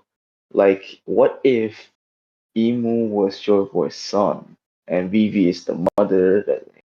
Like this is the thought that I just have, but that's not my main question. That's just like I just want to throw it out for you guys to like brainstorm because like I know you guys be cooking on something. So I've I never feel like heard it's that just thought interesting. process, Mario. That's interesting. That's different, man. Yeah, because like I want to talk about this theory, but I just thought of this like yesterday, so I don't really have like things prepped up for this. So there's just be a question and assumption by now. So my real question today is, do you think Ace Death is necessary? I couldn't hear you. Do I think what? Do you think Ace's death was necessary? 1,000%. No. One 1,000,000,000,000. What's the highest percentage you can go? Infinity percent. Yes. 80%? Oh. Yes. Negative infinity. Best writing decision Oda's ever made, bar none. I mean, yeah. In terms of writing, in terms of narrative, Oda did a great job at that. But the way Aces go out is just dumb, in my opinion. Well, you ain't asked me that. You asked me was his death necessary, not was it contrived. Because like the reason of for ASAP is like for Luffy to realize how strong or like how powerless he is, right? Because like he died because like he wasn't strong enough to save Ace. So I do feel like that's kind of unnecessary because like the reason for Ace death I see it is like to make Luffy realize how big of a gap of a strength he needed to go to like the Grand Line or not the Grand Line, the New World, right? Because like we got like titles, Big Mom, Shanks, the New World, and if we just go off like pre-time skip, Luffy's crew and whole crew getting washed, So like, but I do feel like Ace living is how do I say this? I don't feel like Ace death is necessary to push the agenda of Luffy need to be strong. Because like, for example, look at it this way, right? Like back in Marineford, if they rescue Ace, they were escaping. Whitebeard holds them off like at last stand because like he already knew he's gonna die, so he holds them off. They went. They Akainu talk crap about Whitebeard, and if Ace just doesn't care and just like points a middle finger at him and just keep running, he would have survived. They would most probably gone to like somewhere else. I don't think they will be going to like what's Boss Island again? I keep forgetting the name. Amazon Lily. Amazon Lily. I do feel like some of the Whitebeard pirates will go to like the territory of like Whitebeards and maybe Luffy or someone else. Maybe Luffy will go to like Amazon Lily because like Boa's gonna allow him, or maybe like just like because like we know Jinbei went there as well and Rayleigh was there as well, so like maybe Ace and like Luffy would go to Amazon Lily for like the coverage, like to recover. The work is like they're still weak, and Boa is probably the only person who can help them at this point. So I think Rayleigh would do the same thing, that he will swim all the way to Amazon Lily, and he's gonna tell Luffy, "Hey, bro, you seen that difference? You seen that difference in strength?" Like he will then realize how big of a gap and how close he is to losing Ace because he's not strong enough. That's why he would still get the training, the training for like the time skip from Rayleigh, and Ace would probably get stronger as well. And he also has conquerors. Maybe he joins the crew, maybe not. And I do feel like the war between the Blackbeard pirates and the Whitebeard pirates wouldn't go the way that it went because like Ace was there, Ace was alive, and now by learning hockey, by learning strong hockey, he would be able to like how to say minimize the damage done to the crew during the war, like support type thing. So I do feel like because Ace's death really is just like to push on the narrative on like how Luffy is just so weak to compare to like the new war. So Okay. I do feel like the way it order writes it, it's how to say it's good because like it's emotional, like you feel for Luffy like losing a brother. But I do feel like it's kind of unnecessary if it's just like if he just needs to like let's show the brotherly bond that they have by killing him off. It's just kind of I don't know. It kind of like it's a wasted character because like we know there's a lot of lore behind Ace's potential being like Joyboy candidate, being largest son, all those type of things. Mm-hmm. Even knowing like he didn't eat the Gomu Gomu, which most likely was like Shanks prepared it for him, but Luffy ate it. That's why he's like okay. And even Shanks said himself he bet his arm on Luffy, right? So that strictly implies that Luffy eating the Gum Gum fruit was kind of like a gamble or like something that he didn't expect to happen because he was potentially giving it to Ace if he somehow finds him in the future. So like I do feel like there's so much more they could give Ace or like so much more Lord could give to Ace, and now we even got like the Mother Flame, like Ace is like the flame user. So like I do feel like there's a lot more Oda could give. Killing him off is kind of like I don't know. And Sabo, I do feel like it because now because before Sabo was alive, we all thought that he's dead, right? So like and someone has to take the mantle of Ace somehow. So I think they just kind of like kill Ace and give it and just make another one because like they know they screw up or I don't know how their brain works because like it seems like if you kill off Ace, right, like you want him out of story, like you won't bring another person who's like similar to Ace in a way because like I do feel like Sabo is kind of like a how to say another Ace, like to make in his image, but not really. Mm-hmm. Does that make sense? I don't No, know if that it makes does. sense to you. So Mario, I'll point out a couple things here, and I'll let Larry go as well, and Lionel if he wants to. The killing of Ace did more than just show Luffy that he was weak. It was to break Luffy's character entirely.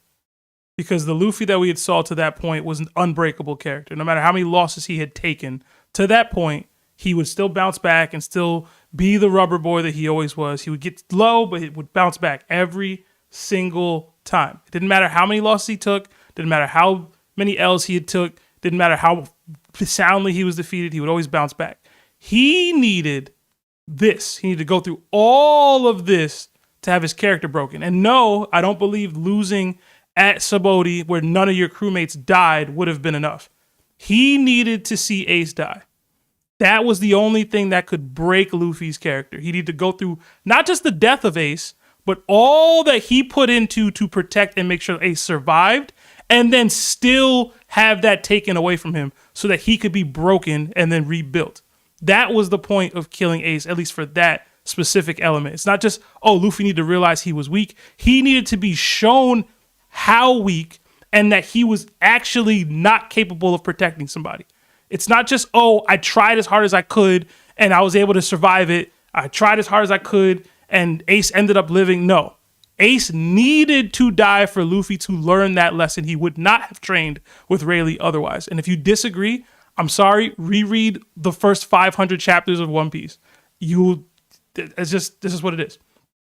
After that, you already brought up the Joyboy perception. You brought up that Ace was a potential Joyboy candidate.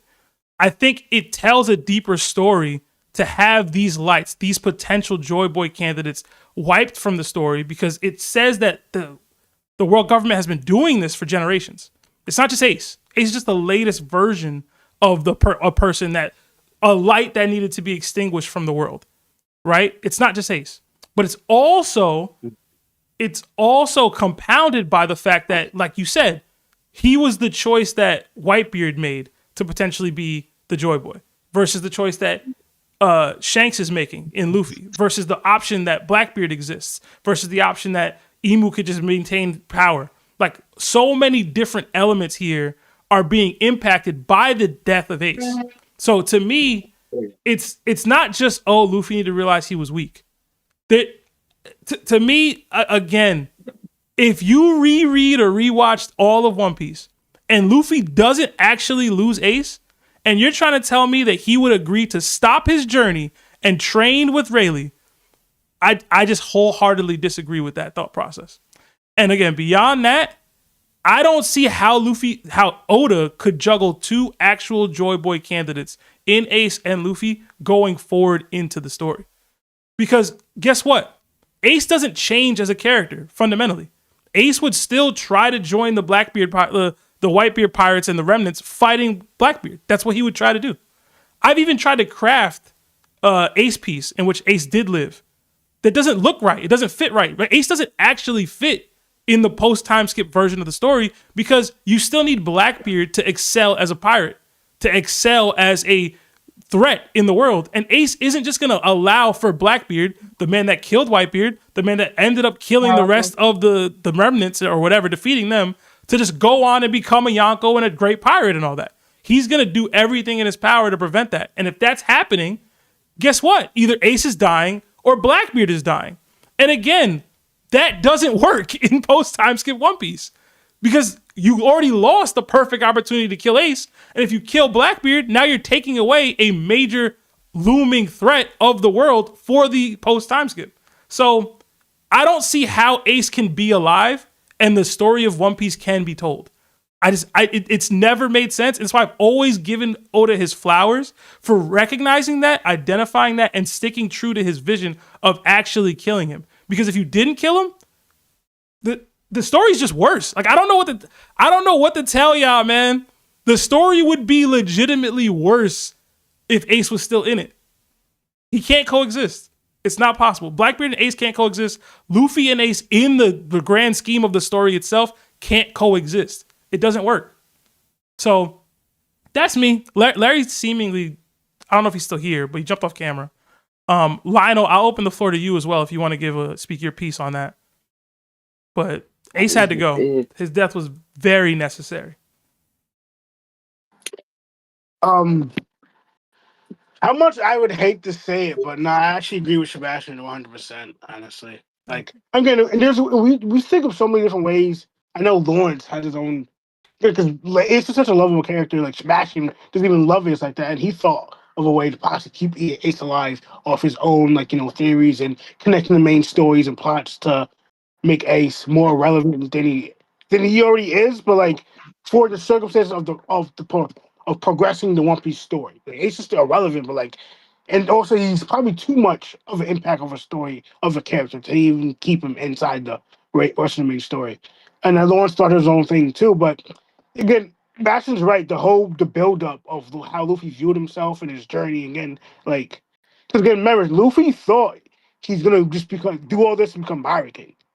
When he lost Ace, he didn't even think he could become Pirate King anymore. Like that dream, that ambition he had, and wanted to risk and do all that for it, is just gone. Like Luffy literally lost his ambition to become Pirate King. Like Jimmy had to sit and talk to him like, yo, you know you lost Ace. What do you still have? Luffy had to come to realize, all right, you know I lost Ace. It's not completely over. So like, that's how much Luffy was broken. The person who I want to become Pirate King, nothing's gonna stop me. To a point where Luffy's willing to throw all away because he lost somebody who's too dear to him. And again, it's not even. It's also what Sebastian was saying. It's not just how Luffy had to realize he's weak. How did Ace die? He died protecting Luffy. Mm-hmm. So Luffy went through all this to save Ace. But at the end of the day, Luffy was too weak that the person you're trying to save ended up saving you and risking his life, and that's why he died. In a way, it's Luffy's partially to blame.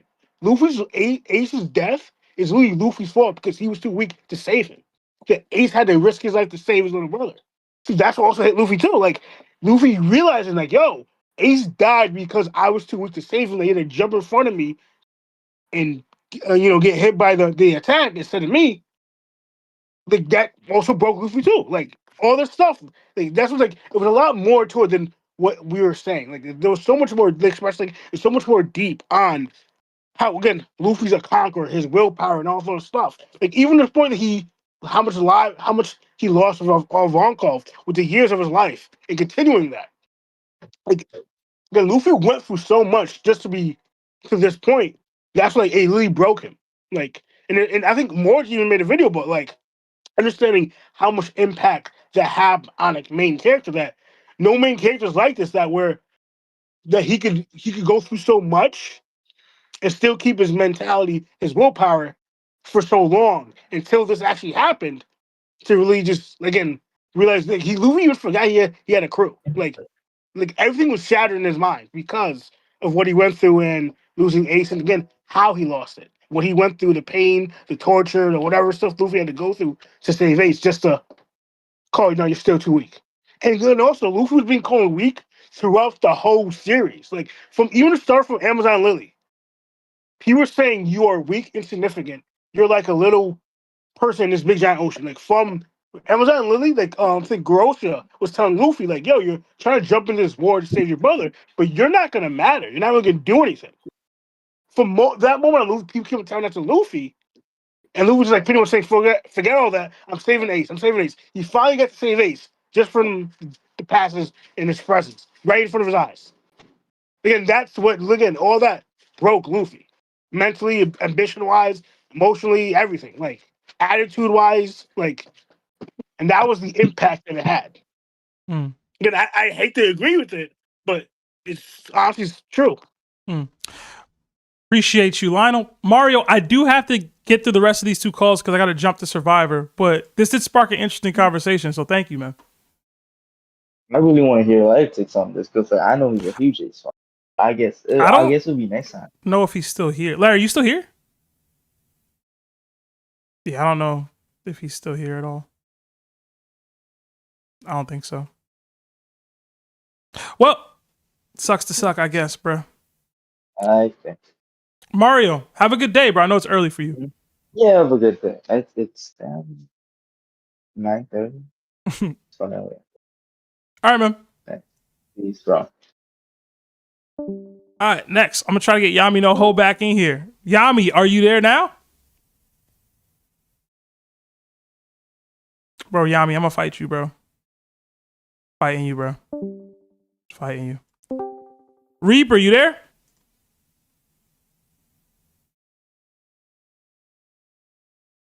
Yo. Talk to me, bro. What's going on? Good afternoon, everybody. I don't have much to say because I know you got to go, so I'm gonna try to keep it short. I guess I agree with you that Loki is stronger than Zoro. I don't know. Okay. No, I don't know. We're gonna talk about what you gotta talk about. How's Survivor going? My team took a couple L's recently, but I wasn't around to help, so I'm trying to be there for them this week. Apparently, we got a merger going if I survive this round, man. Oh yeah. Did you get eliminated, Reaper, or are you still in there? Oh yeah. Man, I'm gone. I was gone last week. Hey, man. But yeah, good luck tonight. Oh man. Now, how you like the reveal for Loki? I thought it was cool. I like the theory crafting they were able to do out of it. I like that. I thought the visual was dope, and I was just surprised. Like, obviously, it's an Elbaf fruit, right? So like, it was always gonna probably be something that would increase his him and his size. But like, I ain't expecting to be like gigantic like this, bro. You know what I'm I saying? mean, I guess it was a normal size fruit. No, when it was in his hand, it was super tiny. Right.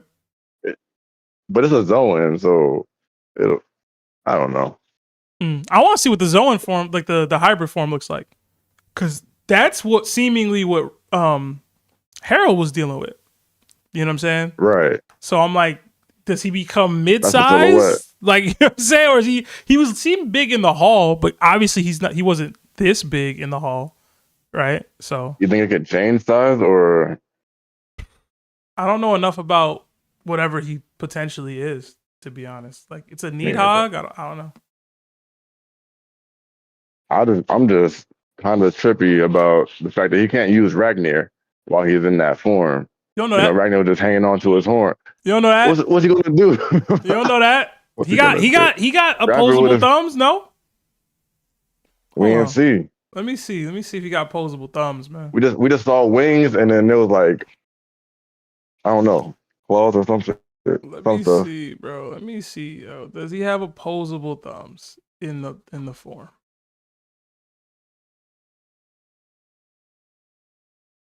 See, he looks like he does have like legs, though. You know what I'm saying?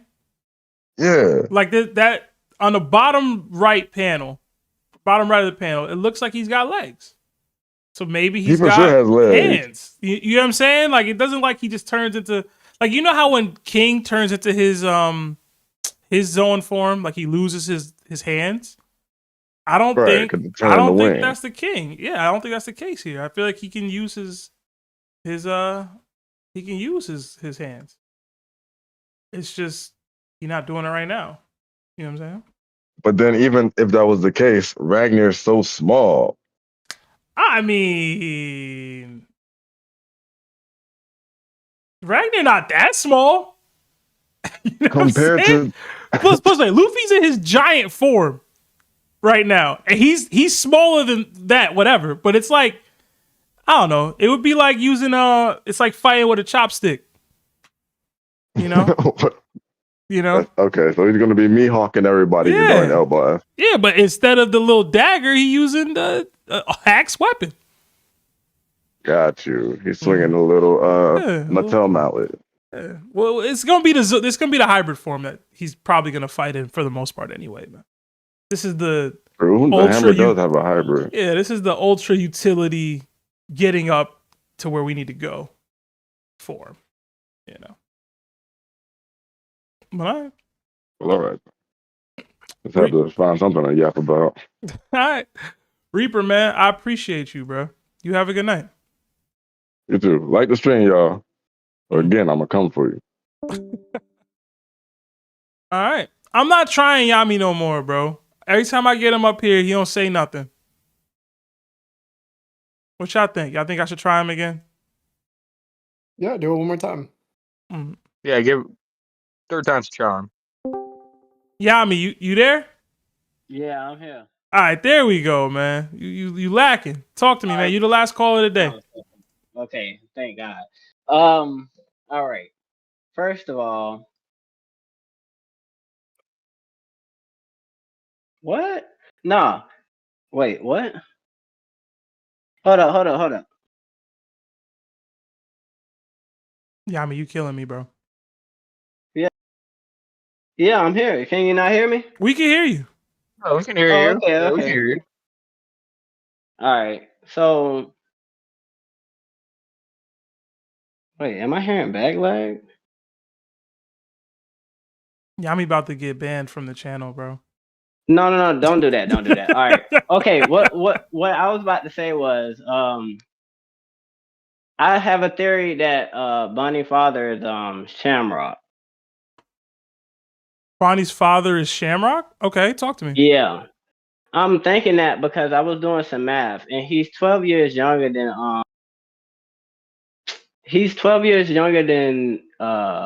Guinea, and then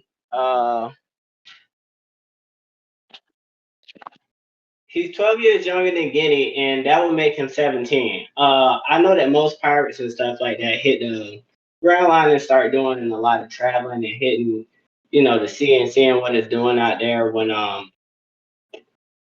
they're 17. I feel like because he's a celestial dragon and he's been also in the guys' nights, that he may have been out there and getting like experience and getting the strikes up when he was just a boy at like 17 or whatever.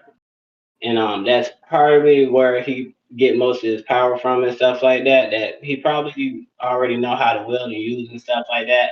I'm not saying he's comparable to Shanks because we don't know anything about him, but I don't feel like he's lacking in power if we got to say anything about that. And he also has immortality on his side. But regardless about him and all the rest of that, he could have been on that side of like wherever Guinea and them was whenever the whole revolution thing was going off as a starter, like a recruit. And that could have it's a thing of like how his father seen pretty women and he wanted them. Like, Shanks and him was made with a girl that was from the Davy clan, so they might actually be a D too. And yeah, he killed her and it was like, I want Shaggy now. And then it could be the same thing with all of them because a lot of, celestial dragons see women and they be like, I like her and how she looks.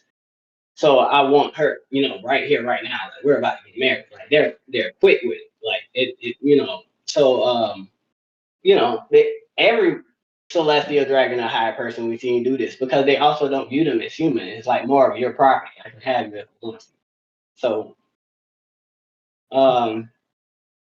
at the end of the day, I just feel like he's seen Guinea, and Jenny is like a really pretty woman anyway. So he probably just snatched her up and was like, we on. And then he probably kept her for a while, but it also makes sense because it's like at the time when she caught the disease and stuff like that, and he dropped her back, she got back to the church and stuff with the sapphire disease. Like probably when he seen that, he just scarred at her because you're not attracted anymore. You're probably trash to him right now. Like they also are fickle. Like they'll turn treasure to trash instantly if it doesn't suit them or if it doesn't please them.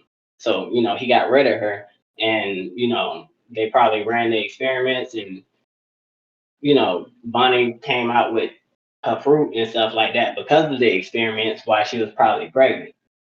So, but it's just a theory, so it ain't no concrete proof. But it also would kind of fit, kind of like the writing style, because it kind of gets dark sometimes, and it tells it like in a crazy type of way.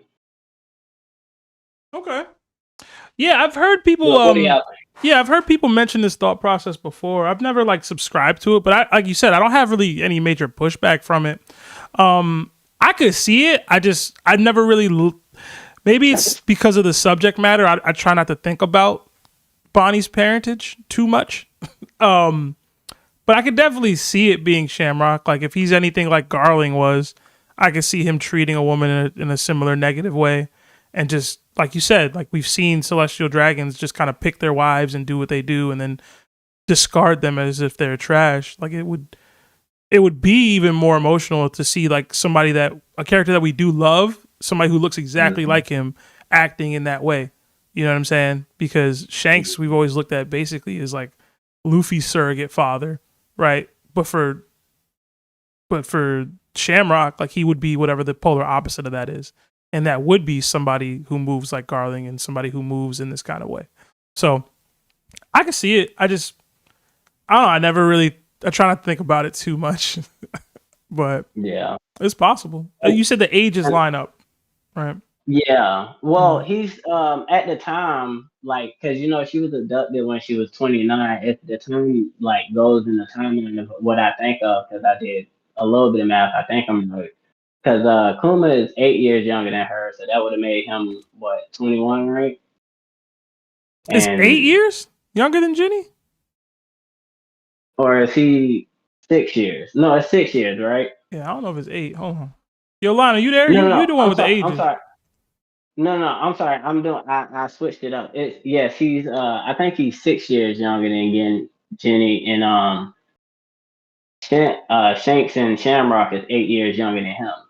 Mm-hmm. Because in the timeline right now, he's 40. Kuma is 47, and they're 39. Which means if he's 47, she would be 6 years older. He would be 53. Well, either way, I mean, he 39, so he's old enough to be Bonnie's dad, regardless. So yeah. Mm-hmm.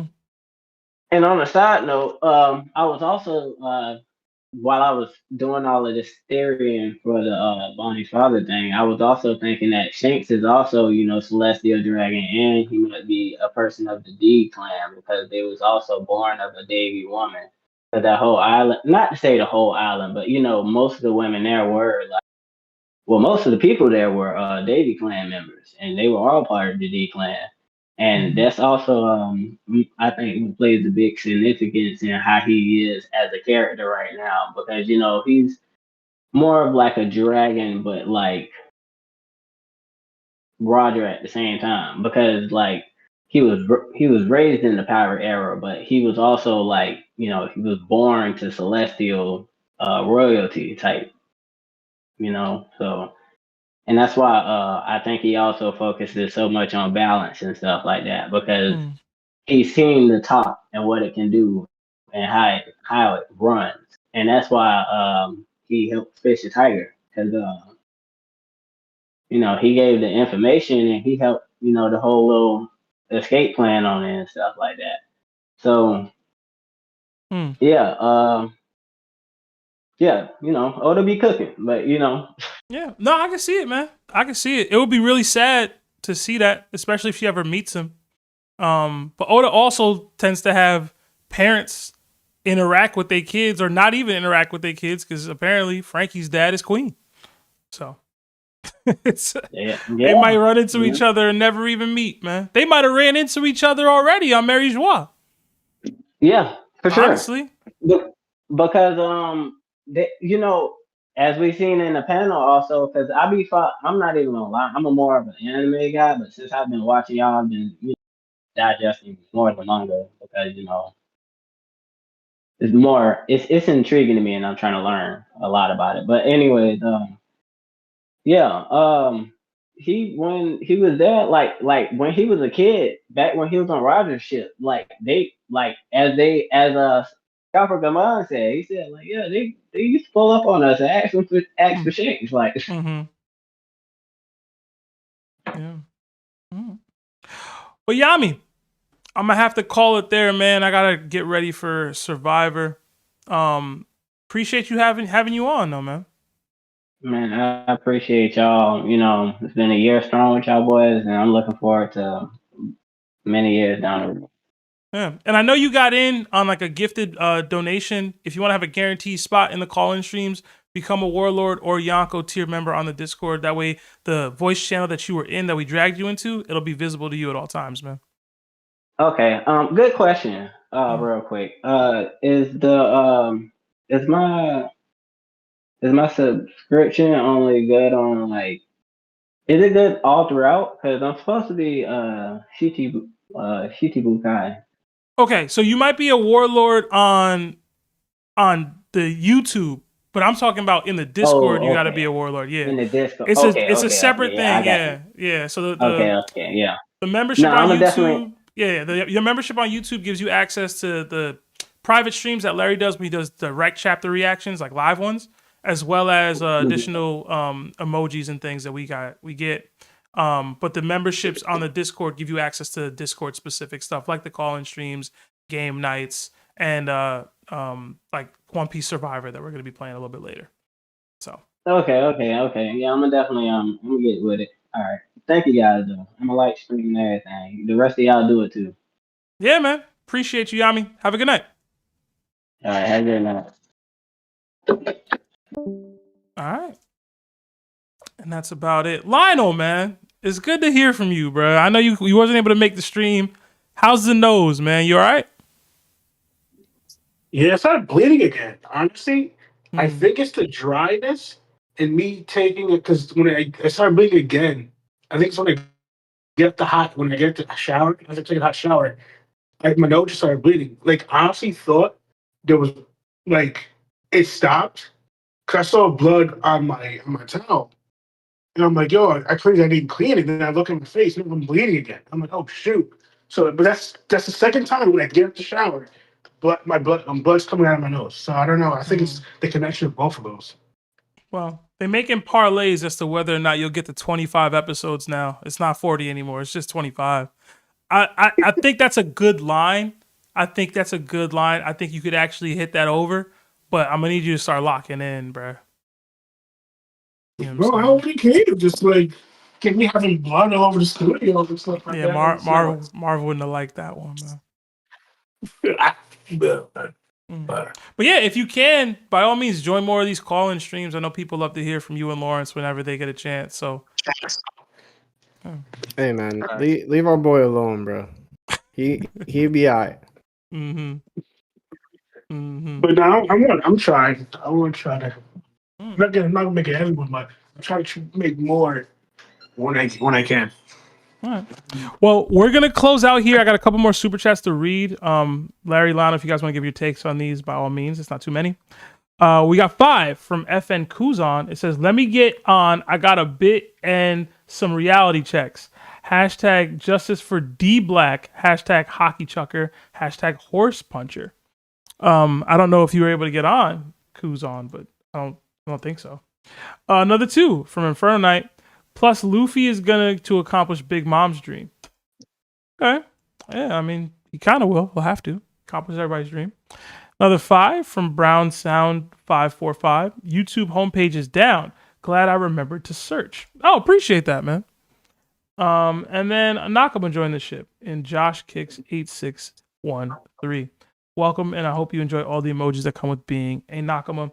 But yeah, that's the call-in stream, guys. I do have to run. Like the stream if you haven't already. It does help with the YouTube algorithm. And tune in tomorrow. Me and Larry will be discussing the next, I want to say 25 of the Discord's worst takes in 2025. Should be a lot of fun. We'll see if any of the cast members make it. I'm sure some of us will. But yeah. We'll be back with call-in streams next week, most likely, unless I have another work trip I have to take.